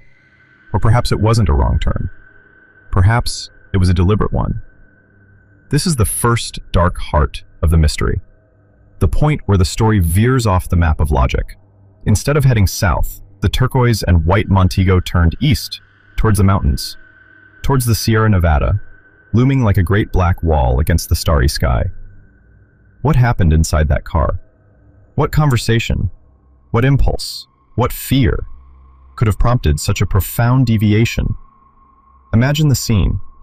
The five of them, full of sugar and soda, the disappointment of the game already fading. Madruga is at the wheel, confident. Maybe Gary Mathias, his mind a landscape of shifting certainties, saw something. A sign? A car? "Hey Jack," he might have said, his voice a little too sharp. "Follow that car." "What car, Gary?" Madruga asks, glancing in the rearview mirror. "That one. The red pickup. I think I know them." Or maybe it wasn't a person. Maybe it was a sudden, inexplicable urge for adventure, a collective decision to prolong the night. "Let's take the scenic route," someone might have joked. And the idea, foolish and wild, took root. But as the Montego climbed, the landscape began to change dramatically. The flat, familiar valley gave way to rolling foothills, then to the steep, winding roads of the Plumas National Forest. The temperature plummeted. The asphalt turned to gravel. The sparse lights of civilization vanished, replaced by a suffocating darkness broken only by the car's headlights, cutting a swath through a forest of towering, silent pines. This was no scenic route. This was a logging road, a summer-only track that was now, in late February, treacherous with ice and snow. The air in the car would have changed. The laughter would have died, replaced by a nervous silence. "Jack, where are we?" Bill Sterling might have asked, his voice laced with the first tendrils of fear. "I don't know," Madruga would have admitted, his knuckles white on the steering wheel. I think we should turn back." But the road was narrow, a shelf carved into the side of the mountain. Turning around was impossible. The only way was forward, or back the way they came. So they pushed on, climbing higher and higher into the frozen wilderness. The Montego, a valley car, struggled against the incline, its tires spinning on patches of ice. It was around this time they might have encountered Joseph Shones. Shones, a 55-year-old man, was up on the mountain road that night, trying to get his own stuck Volkswagen Beetle moving before an impending snowstorm hit. His story adds a layer of surreal, chilling mystery. He would later tell police that around 11:30 p.m. he heard whistling and saw headlights coming up the road behind him. A group of men and a woman with a baby in her arms got out of a car. They didn't seem to be in distress. A little while later, he saw another set of headlights, a pickup truck this time. Shones, feeling the first sharp pains of a heart attack, tried to call out for help. The group looked at him, their faces illuminated in the stark glare of his headlights. But they didn't approach. They just stood there, watching him. Then, their own headlights went out. A while later, he saw flashlights bobbing in the darkness, moving away from the car. He lay in his own vehicle, freezing and in agony, for hours, until he could finally flag down a passing forest ranger's vehicle in the morning. Were these the Yuba County Five? The description of the men fit, but the woman with the baby? The red pickup truck? It made no sense. It was a phantom, a detail so strange it was either the key to the entire mystery or a hallucination brought on by a dying man's oxygen-starved brain. Let's imagine another scenario, one without phantoms. Let's imagine a more primal fear. As the Montego grinds its way up the mountain, something appears in the headlights. Not a deer. Something that makes Madruga slam on the brakes. Or perhaps they aren't alone. Perhaps the red pickup truck from Shones's story wasn't a hallucination. Perhaps it was real. and it was following them, herding them up the mountain road for reasons unknown. The fear in the car would be thick enough to choke on. They are lost, disoriented, and now they are being pursued. The playful adventure has curdled into a nightmare. They are prey. Finally, at an elevation of 4,400 feet, deep inside the snow line, the Montego could go no further. Its wheels spun uselessly in a deep snowdrift. The engine was still running, the heater was still blowing, but they were hopelessly, terrifyingly stuck. And then they did the second, inexplicable thing. They got out of the car. They didn't stay in its relative warmth and safety. They didn't try to rocket free. They left it. They locked the doors, pocketed the keys, and walked away from their only shelter, their only link to the world they knew. Why? The only logical answer is that staying with the car was more dangerous than venturing into the freezing, hostile wilderness. Something, or someone, drove them from it. They ran. They plunged into the blackness of the forest, into the crushing silence of the snow, with nothing but the thin jackets on their backs and the terror in their hearts. The candy wrappers and empty milk cartons they left behind on the floor of the Montego were the last relics of a normal life that had, in the space of a few hours, ceased to exist. Part 3. The Long Night. The cold was a shock, a physical blow that stole their breath. It was a living thing, a predator that clawed at their faces and hands, instantly finding every gap in their inadequate clothing. The 5 men, dressed for a heated gymnasium in a warm car, were now standing in several feet of snow, miles from any paved road, under a sky glittering with cold, indifferent stars. Panic is a fire that consumes reason. Who ran first? Who led the way? Logic dictates it would have been Gary Mathias. With his military training, he had a sliver of experience the others lacked. But, with his schizophrenia, his perception of the threat might have been horribly skewed. Was he leading them away from a real danger, or one that existed only in the storm of his own mind?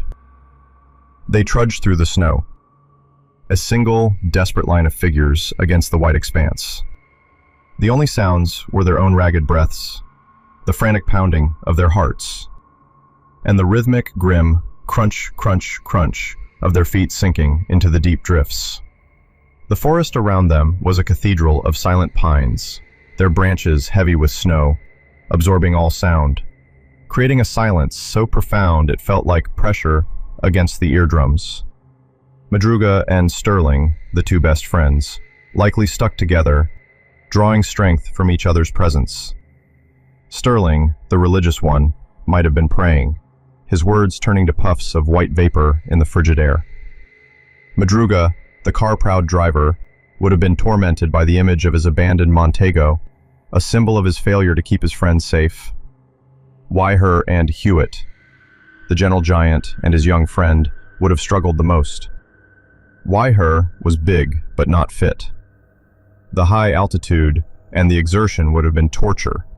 Hewitt would have stayed by his side, refusing to leave him, his loyalty a tragic anchor. They walked for miles. Not down the mountain. Back towards the valley. Back towards help. Inexplicably, they walked further up the mountain, deeper into the forest, deeper into the trap. They followed the road, a barely discernible path of white, for more than 19 miles. It was a journey that must have taken all night and into the next day, an odyssey of suffering. Hunger gnawed at them. Frostbite would have begun its insidious work, turning their fingers and toes numb, then black. And then, through the trees, they saw it. A building, a flicker of hope in the desolate white landscape. It was a Forest Service trailer, a simple ranger's outpost, used by work crews in the summer. To the exhausted, freezing men, it must have looked like a palace. Salvation. The door was locked, but a small pane of glass was an easy obstacle. One of them, probably Mathias, smashed it, reached inside, and unlocked the door. They stumbled inside, out of the wind, out of the endless snow. The trailer was a sanctuary that would become a tomb. Inside, they found a strange kind of paradise. There were beds with mattresses and wool blankets. There was a fireplace with matches and plenty of paperback books to use as kindling. There was propane in the tanks, which meant they could have turned on the heat. Most importantly, in a storage shed outside, there was food. A year's worth of sea rations for a Forest Service crew. Cans of fruit cocktail, beans, stew, powdered milk, enough food to last them for months. They had found shelter, they had found potential warmth, they had found food. They did not use any of it. This is the third and most profound mystery. This is where the story tips from tragedy into the realm of the truly unsettling. Why would 5 starving, freezing men fail to use the resources at their feet? The horror-tinged theory is this: they were not alone. The thing that had chased them from the car had followed them.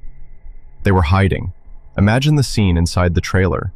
They are huddled together in the dark, listening. Every gust of wind rattling the thin metal walls. Every creak of a snow-laden branch outside sends a fresh spike of terror through them. Starting a fire would create light and smoke, a beacon advertising their location. Making noise, trying to open the military-grade cans of food without a can opener, though one was later found in a nearby shed, would betray their presence. So they waited. They huddled under the blankets for warmth, listening to the silence which was more terrifying than any noise. The hunger was a physical pain, a twisting in their guts. The cans of food sat there, a silent, mocking testament to their predicament. They were in a cage of their own fear. Days passed, or perhaps it was only one long delirious night. Time lost its meaning. The world shrank to the 4 cold walls of the trailer. At some point, the group fractured. The will to survive is a powerful but fickle thing. Perhaps Matthias, ever the restless one, decided the passive approach was a death sentence. "We have to go for help," he might have whispered, his voice hoarse. "Someone has to go. We can't all just stay here and die." A desperate plan was hatched. Matthias, maybe with Hewitt and Sterling, would make a break for it, try to get back down the mountain. Madruga, perhaps weakened or resolved to stay, remained behind. And Ted Wire, the gentle giant, was in no condition to go anywhere. He was already succumbing to the cold and starvation. The others left. They slipped out of the trailer, back into the white hell, leaving Wire behind. They left him with the blankets and the silent, unopened cans of food. They also left behind Gary Matthias's tennis shoes. He had, for some reason, put on Ted Wire's slightly larger leather shoes for the trek. A final, bizarre detail in a tapestry of strangeness. Inside the trailer, Ted Wire was alone. He was dying. It was not a fast or merciful death. It was a slow, agonizing process of the body consuming itself. He would have grown weaker and weaker, the gnawing hunger giving way to a strange, floating delirium. In his final, lucid moments, he performed a small, heartbreaking ritual. He pulled 8 sheets and blankets over himself, wrapping them tightly around his body, a final, futile attempt to fight off the all-consuming cold. He lay down on the bed, a 32-year-old man who looked like an old one, his 6-foot frame wasted away to less than 100 pounds. And then, in the absolute silence of the mountain trailer, surrounded by food he couldn't or wouldn't eat, his heart finally gave out. Part 4. The Silent Spring. Down in the valley, a different kind of cold had settled over the families of the 5 men. It was the cold of dread. When the boys didn't return on Friday night, there was concern. By Saturday morning, that concern had blossomed into full-blown panic. This was not like them, not even Gary. The families called each other, then they called the police. A search was launched. But it was like searching for a single grain of sand on a vast beach. Where could they have gone? The police checked the route to Chico. They checked with friends. They found nothing. It was as if the turquoise and white Mercury Montego and the 5 men inside it had been plucked from the face of the earth. The days turned into a week. The local papers ran the story. The faces of the 5 smiling men stared out from the newsprint. Ghosts already. Then, on Tuesday, February 28th, 4 days after they vanished, a forest ranger in the Plumas National Forest made a discovery. High up on a remote, snowbound logging road, he found a car partially buried in a snowdrift, a 1969 Mercury Montego, turquoise and white. The discovery only deepened the mystery. The car was locked. The window was rolled down just enough for an officer to reach in and open the door. Inside, it was cold, but undisturbed. The candy wrappers and soda cartons from the Chico market were still on the floor. The car was in perfect working order. It had a quarter tank of gas, more than enough to have driven them back down the mountain until they were out of the snow. A single push would have freed it from the drift. The Yuba County Sheriff, Jim Hilton, was baffled. "We can't figure out why they were there or why they abandoned the car," he told reporters. The location made no sense. It wasn't on the way to anywhere. For the boys to get there, they had to have driven 50 miles in the wrong direction, up a treacherous mountain road in the middle of the night. The discovery of the car triggered one of the most extensive search and rescue operations in California history. But the weather was against them. A massive blizzard swept through the Sierra, dumping feet of new snow and burying any tracks, any clues, any hope of finding the men alive. The search was called off. The families were left to wait, to hope against hope, through the long, silent winter. Spring came late to the high country. It wasn't until early June, more than 3 months later, that the snow finally began to melt, surrendering the secrets it had kept frozen for so long. On June 4th, a group of motorcyclists exploring the dirt roads near the now infamous logging track stumbled upon the Forest Service trailer. The broken window was a sign that something was wrong. They peered inside and saw the shape of a body on the bed. The scene that greeted deputies was one of profound desolation. The body was Ted Weirs, identified by his wallet. He was emaciated, his beard grown long. He had lost nearly half his body weight. He had died of starvation and exposure. And all around him, in the trailer and in the unlocked storage shed outside, was the food. The cans sat there, silent witnesses to his long, lonely death. He had been dead for as long as 13 weeks. The discovery of Weir turned the search into a recovery mission. 2 days later, the search parties, now focusing on the area between the trailer and the car, made their next grim finds. The remains of Jack Madruga and Bill Sterling were found about 7 miles from the car. They hadn't even made it halfway to the trailer. They lay on opposite sides of the road. Their bodies had been ravaged by animals. Madruga still clutched the keys to his beloved Montego in his skeletal hand. The following day, a searcher found a human skull a short distance away. Dental records confirmed it was Jackie Hewitt. His father had to make the awful journey to identify the remains. He found one of his son's shoes and his jeans nearby. He had been found just a few miles from the trailer, so close to the sanctuary he never reached, or that he left behind. Of the 5 men who drove to Chico for a basketball game, 4 were now accounted for. Only Gary Mathias was missing. In the trailer, police found his tennis shoes. They also found the leather shoes of Ted Weir, which Mathias had apparently worn. This placed him definitively at the scene. He had been there. He had survived the initial trek. He had left the trailer. And then he had vanished. Did he succumb to the elements like his friends? His body simply never found in the vast, rugged wilderness? Or did something else happen? Did his schizophrenia, amplified by stress, starvation, and fear, finally consume him? Did he wander off into the woods in a final, delusional episode? Or, the most chilling thought of all, was Gary Mathias not a victim, but somehow the cause? Did he lead his friends up that mountain, his mind playing out some paranoid fantasy, only to abandon them to their fates? The questions hang in the cold mountain air to this day. Why did they drive up that road?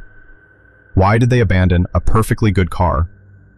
Who was the woman with the baby, if she ever existed at all? Why did they starve to death in a trailer full of food? And what happened to Gary Mathias? The official story is one of misadventure, a tragic case of disorientation and poor judgment leading to a fatal outcome. But that answer feels too simple, too neat. It doesn't account for the sheer strangeness of it all. It doesn't explain the fear, The story of the Yuba County Five is not a ghost story, but it is a story haunted by ghosts. The ghosts of 5 young men, and the ghost of the truth, which remains lost somewhere up on that lonely mountain. The horror of their tale lies not in monsters or villains, but in the terrifying void of the unknown. It's a reminder that sometimes the road of life can take a sudden, inexplicable turn, leading away from the familiar lights of home and into a darkness from which there is no return. And up there, in the high Sierra where the wind whispers through the pines and the winter snows fall deep and silent, the mountain keeps its secrets. It always does.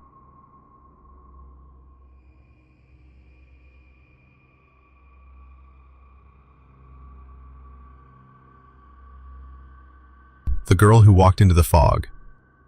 Prologue, The City of Ghosts. San Francisco is a city built on illusions. It sells you a dream of gold rush fortunes, of bohemian freedom, of technological utopia. It presents a postcard image, the impossible crimson of the Golden Gate Bridge, the charming clang of a cable car cresting a hill, the sun glinting off the water at Fisherman's Wharf. But like any good illusionist, the city keeps its darkest tricks hidden. It has a secret face, one that only reveals itself in the whispers of the wind whipping through Alcatraz, in the chilling damp of the fog that swallows the world whole, and in the stories of those who, for a moment, turned down the wrong street or trusted the wrong smile, and were never seen again. The city is a repository of ghosts. It holds the echoes of sailors lost to the merciless Pacific, of fortunes and lives dashed against the rocks of the Barbary Coast, of souls who came seeking a new beginning and found only a final, silent end. But some ghosts are unquiet. They don't rattle chains or moan in attics. Their horror is in their absence, in the void they leave behind. They are the faces on faded posters stapled to telephone poles, their smiles a stark contrast to the bold, desperate word, missing.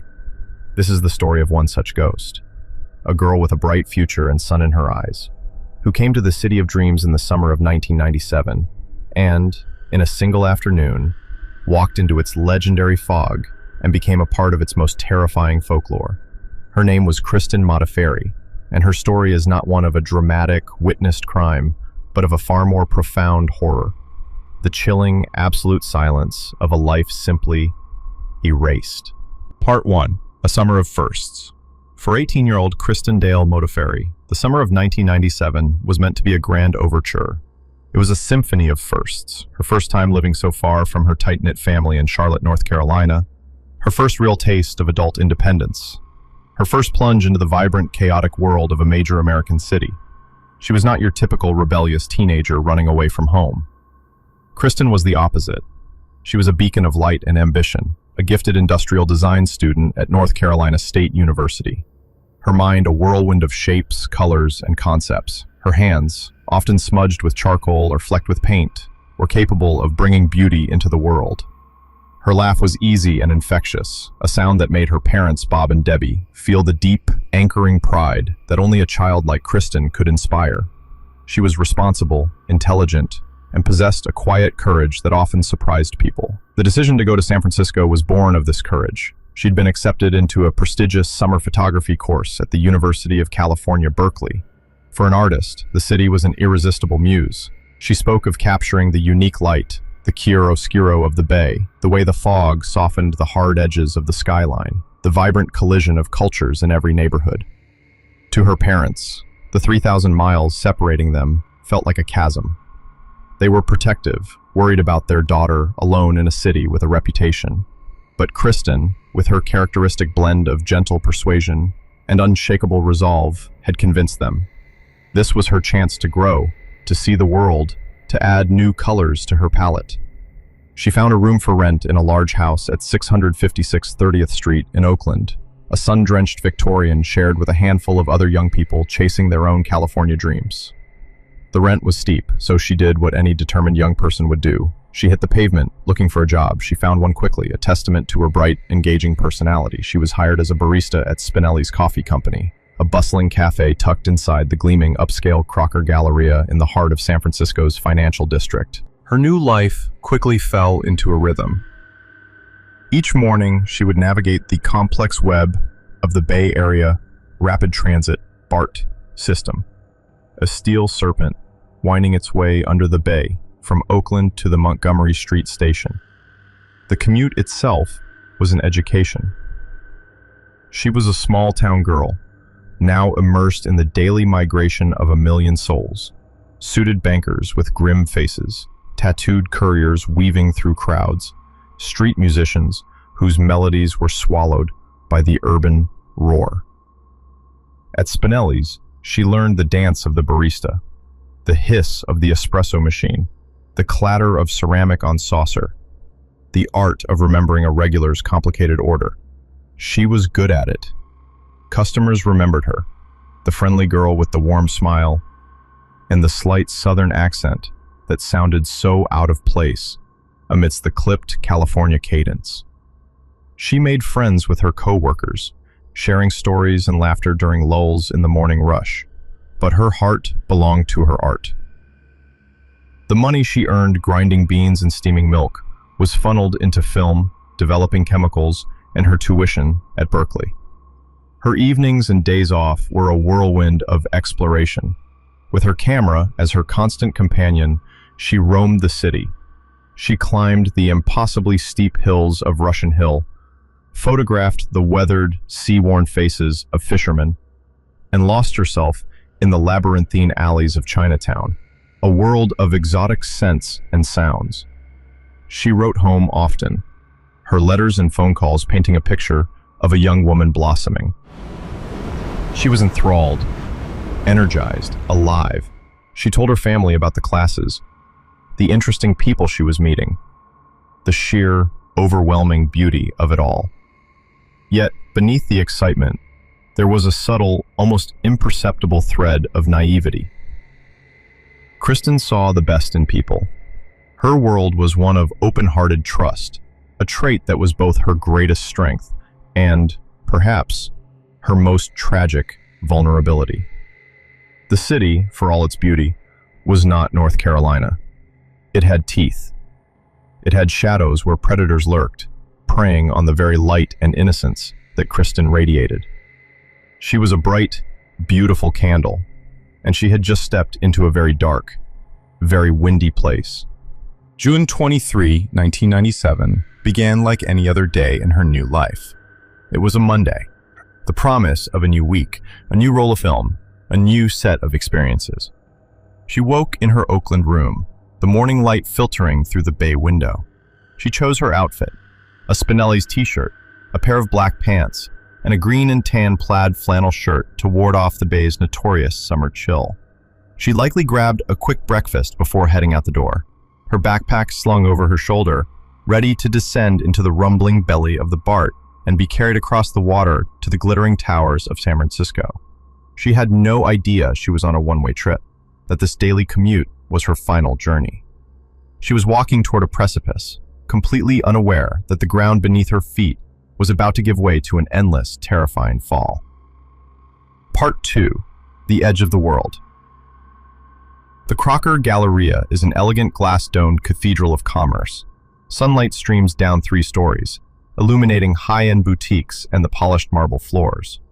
In the center of the ground floor, Spinelli's Coffee was an island of controlled chaos, a nexus point for the financial district's caffeine-addicted workforce. On that Monday, Kristen worked her shift, a blur of activity that ended around 3 p.m. The lunch rush had subsided, leaving behind the lingering aroma of dark roast and steamed milk.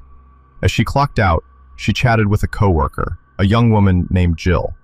The conversation was mundane, the kind of casual end-of-shift talk that happens 1,000 times a day in 1,000 different workplaces. But in the rearview mirror of tragedy, it would become monumental, its every word scrutinized for a clue, a hint, a premonition. "Any plans for this afternoon?" Jill asked. Kristen, probably wiping down a counter or untying her apron, smiled. "I think so," she said, her voice full of the easy optimism of a day stretching out before her. "It's so nice out. I'm thinking of going to Baker Beach." Baker Beach. The words hung in the air. There wasn't an unusual destination. It was famous for its breathtaking, postcard-perfect view of the Golden Gate Bridge. It It was a place where locals went to walk their dogs and where tourists went to capture that one perfect, iconic photograph. But Baker Beach had another side. It was remote, battered by wind and cold currents. The northern section was a well-known nude beach, attracting a diverse and sometimes unpredictable crowd. It was a place on the edge of the city, where the manicured world of San Francisco met the raw, untamable power of the Pacific Ocean. "Maybe there's a party or something," Kristen added, almost as an afterthought. It was a vague, hopeful statement. Maybe she had heard a rumor, or maybe it was just wishful thinking. No one knows. She gathered her things, slung her Jansport backpack over her shoulders, and waved goodbye. She walked out of the Galleria's grand entrance onto Post Street. The afternoon sun was bright, but the wind that funneled between the skyscrapers carried the first hint of the evening's cold. The city was thrumming around her, a symphony of traffic, sirens, and a million overlapping conversations. For a moment, she was just another face in the crowd, a young woman with an afternoon to herself, anonymous and free. This is the point where the story begins to fray. The solid, verifiable timeline of Kristen Modafferi's life dissolves, and we are left with speculation, with ghosts of possibilities. Did she walk the few blocks to the Montgomery station to catch the Muni bus, as police later theorized? Imagine her standing there, on a busy street corner, waiting. The number 1 California bus would have taken her on a long, winding journey west, through the heart of the city, past the opulent mansions of Pacific Heights, and into the Presidio, the sprawling national park that guards the Golden Gate.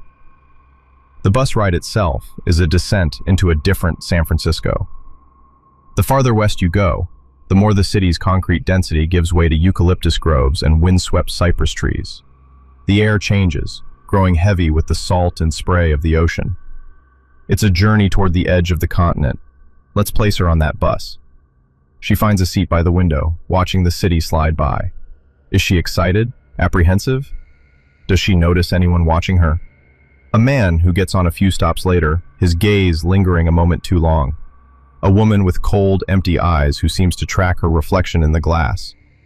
These are the specters of the unknown, the what-ifs that haunt this case. In a city of millions, you are never truly alone, but you are also surrounded by strangers, each with their own hidden histories, their own dark potentials. The bus would have let her off near the entrance to the beach. From there, it's a short walk down a sandy sloping path. As you descend, the sounds of the city fade, replaced by the rhythmic roar of the surf and the mournful cry of gulls. And then you see it. The view is so stunning it's almost violent. The immense international orange towers of the Golden Gate Bridge loom to the right, a man-made titan wrestling with the sky and sea. The water is a churning slate-gray canvas flecked with whitecaps. The sand is cold and damp, littered with driftwood and kelp. This is not a gentle, welcoming beach. It's a primal landscape.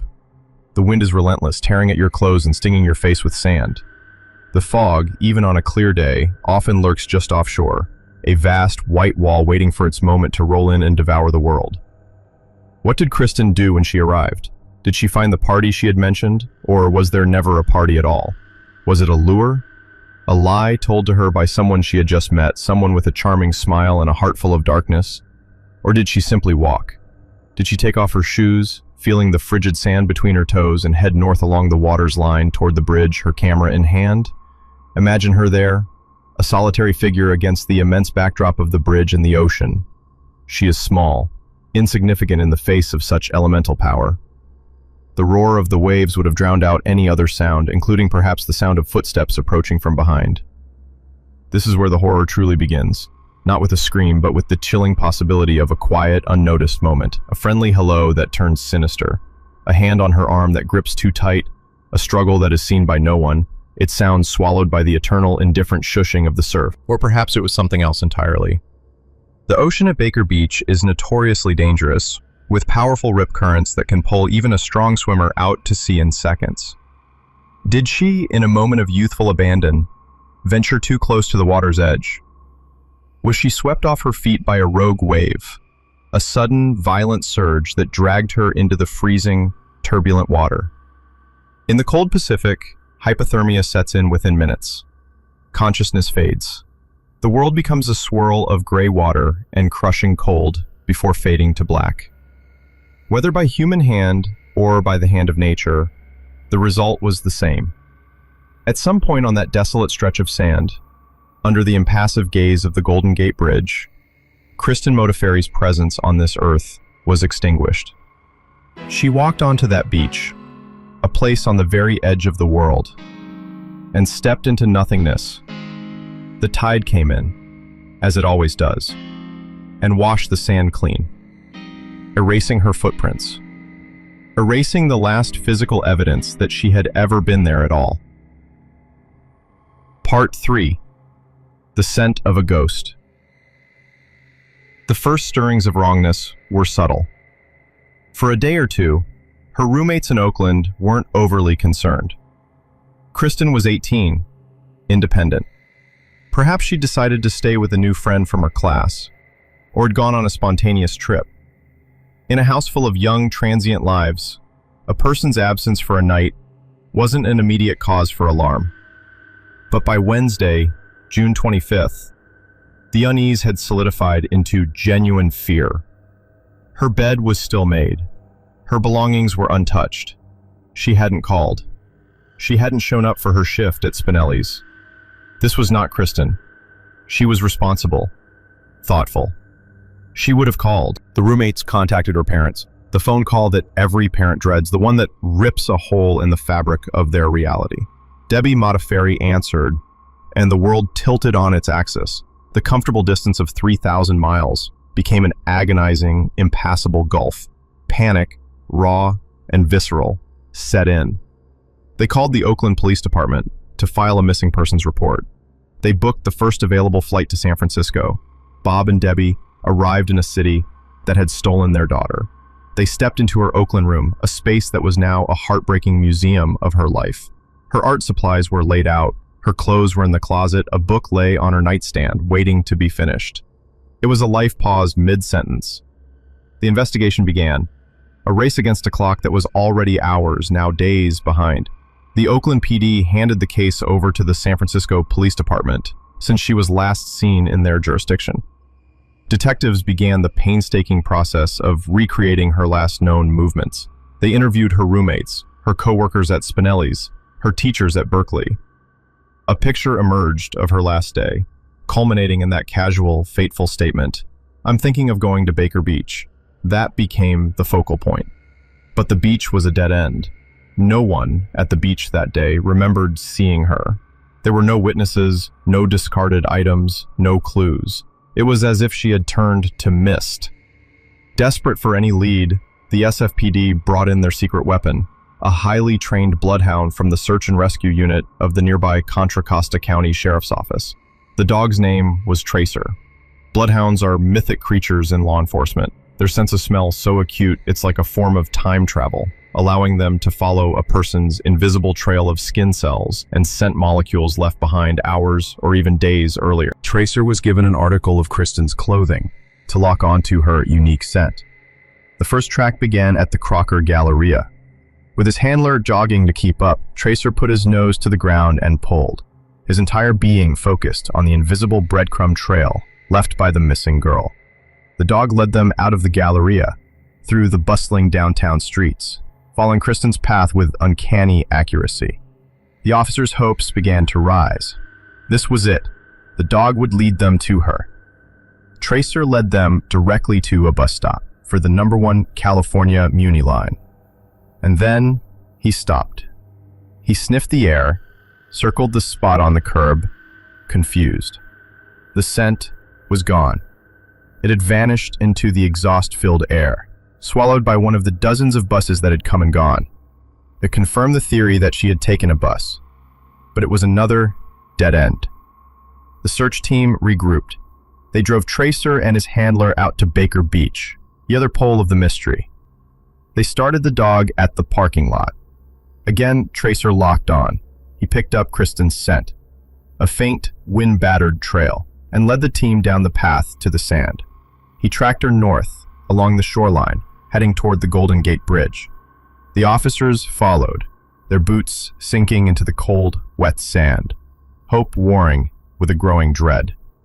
The dog was leading them closer and closer to the churning surf. Then, about 100 yards from the water's edge, near a rocky outcrop. Tracer stopped again.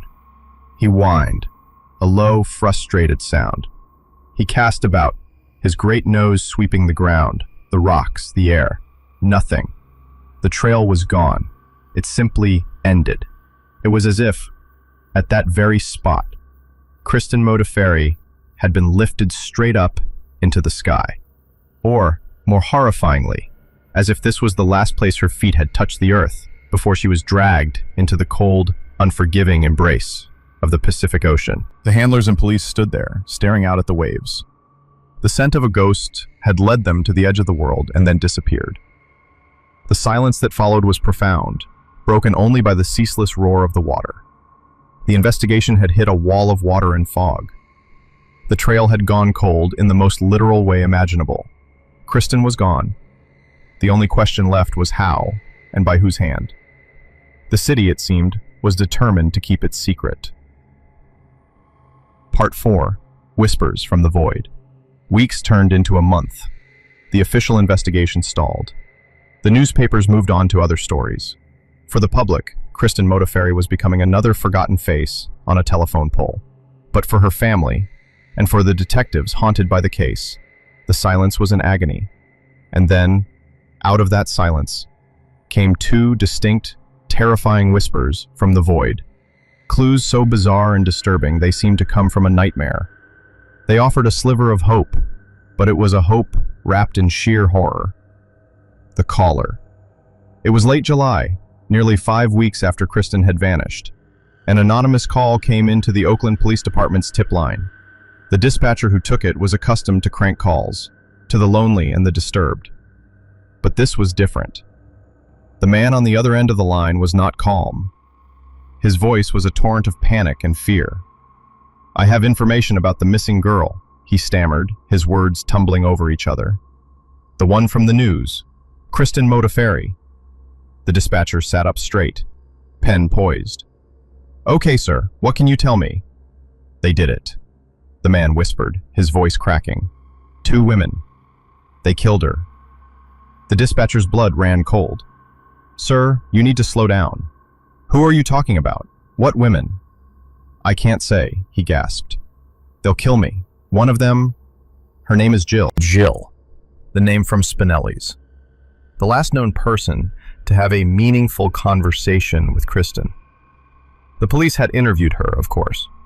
She had been cooperative, seemingly distraught. There was nothing to connect her to the disappearance. But now, her name was being spoken by a terrified stranger in a context of unimaginable violence. "What happened, sir? Where?" the dispatcher pressed, trying to keep him on the line while another officer frantically tried to trace the call. In 1997, tracing a call, especially from a payphone, was a difficult and slow process. I saw things," the man said, his breathing ragged. He described a scene, not in detail, but in horrifying, impressionistic flashes. He spoke of a confrontation, of Kristen being with 2 women. He claimed they had taken her, that there had been some kind of sexual assault, a ceremony of some kind. He mentioned a location, somewhere near a large Victorian house, possibly in the city's dense residential neighborhoods. "It was bloody," he choked out, the word landing like a physical blow. "So bloody. They made her... Oh God, you have to find her. But they'll hurt me. Jill will hurt me. She told me she'd hurt anyone who talked." "Sir, stay on the line. We can protect you. Just tell us where you are," the dispatcher pleaded. But it was too late. There was a click. The line went dead. The trace failed. The call had come from a public payphone, a ghost line that couldn't be tracked back to a person. The police were left with a bombshell of a clue that was also completely unverifiable. Was it real?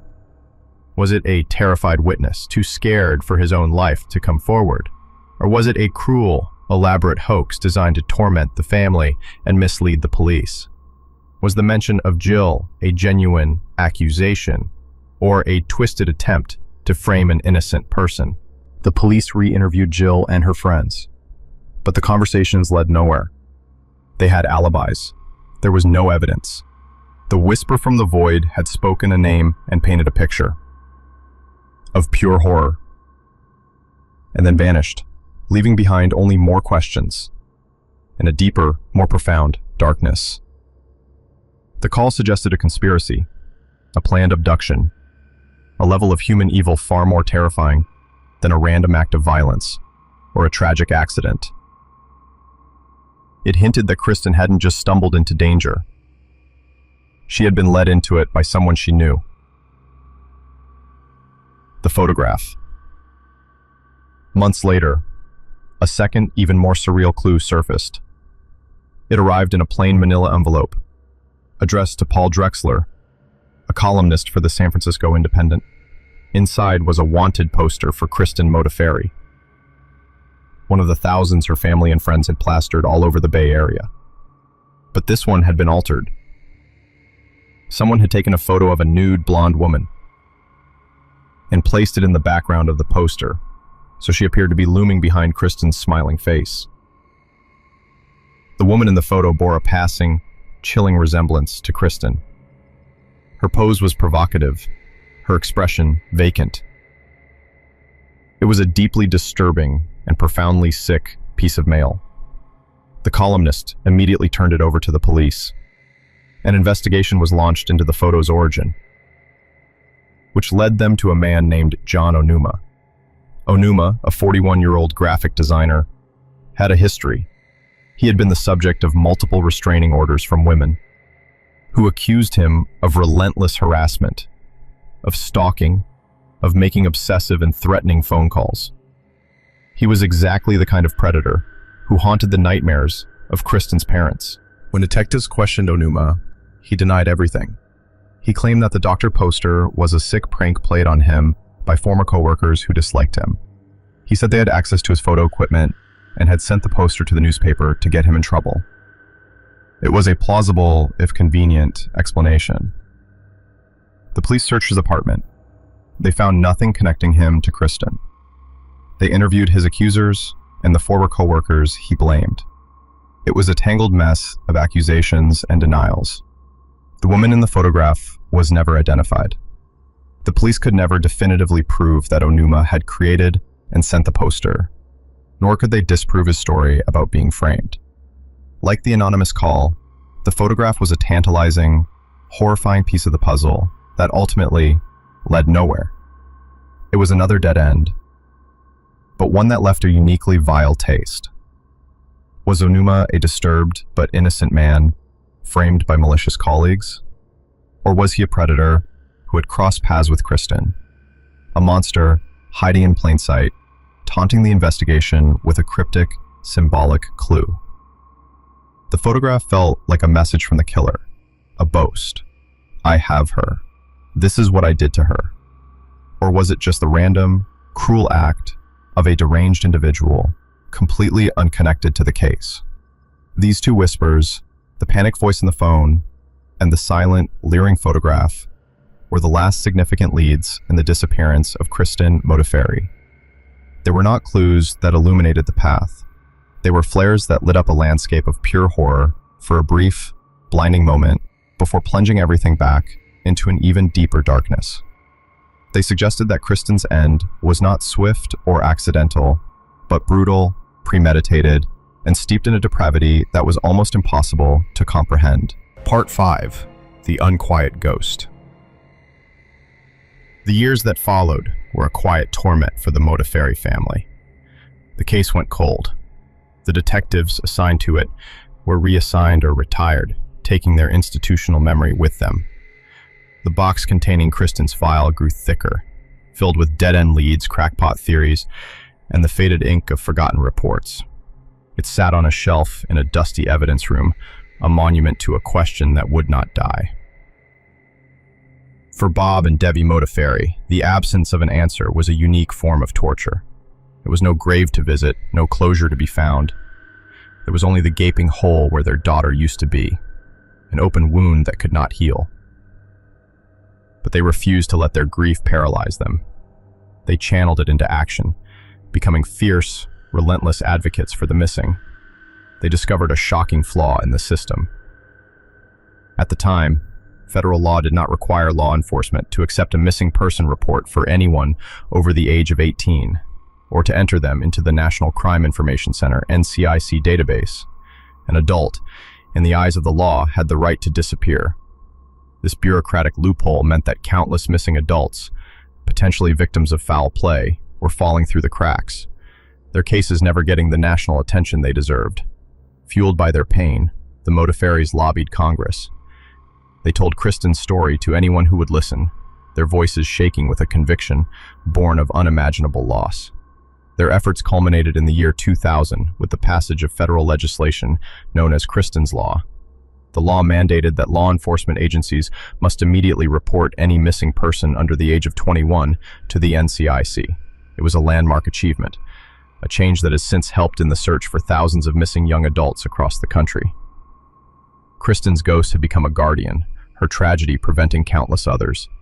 It was a legacy written in law, a testament to her family's undying love. But it did not bring a home. Today, more than a quarter of a century later, the mystery of what happened to Kristen Modaferri remains one of San Francisco's most haunting cold cases. The city itself has changed. The dot-com boom came and went, replaced by a new wave of tech giants. The Crocker Galleria has been renovated. Spinelli's Coffee is long gone. But the ghosts remain. The theories still swirl like the bay fog. Was she the victim of a chance encounter with a predator on a lonely beach? Was she pulled into the sea by a treacherous current, her body lost forever to the vastness of the Pacific? Or was she betrayed, lured to her death by people she knew? Her final moments a bloody, ritualistic horror, as described by the anonymous caller.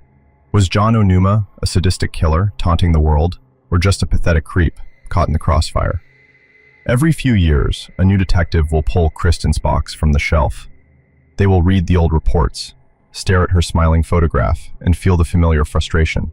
They will look at the file on Jill, the coworker from the coffee shop, and wonder about the caller's terrified accusation. They will look at the file on John Onuma and shudder at the grotesque photograph. They are all pieces of a puzzle that will not fit together. The true horror of Kristen's story is not in a single defined moment of violence. It is in the endless, echoing silence that followed. It's in the not knowing. It is the realization that a person, a bright, vibrant, loving human being, full of dreams and potential, can simply walk out of a building on a sunny afternoon and be utterly and completely erased from the world. If you go to Baker Beach today, the view is the same. The Golden Gate Bridge still stands, a silent, crimson sentinel. The waves still crash against the shore with a rhythmic, hypnotic roar. The wind still carries a chill that seeps into your bones. Stand there at the water's edge, where Tracer the Bloodhound lost the trail, and look out at the churning gray water. Listen closely. You can almost hear the whispers carried on the wind, the story of a girl from North Carolina who came to the city of dreams looking for beauty and art. She found it. But she also found the city's other face, the one it keeps hidden in the fog. She walked into that fog, and she never walked out. Kristen Modaferri is a ghost now. Her story, a permanent, chilling chapter in the folklore of San Francisco. A constant reminder that some doors, once opened, can never be closed again, and that some questions will be answered only by the cold, indifferent silence of the sea.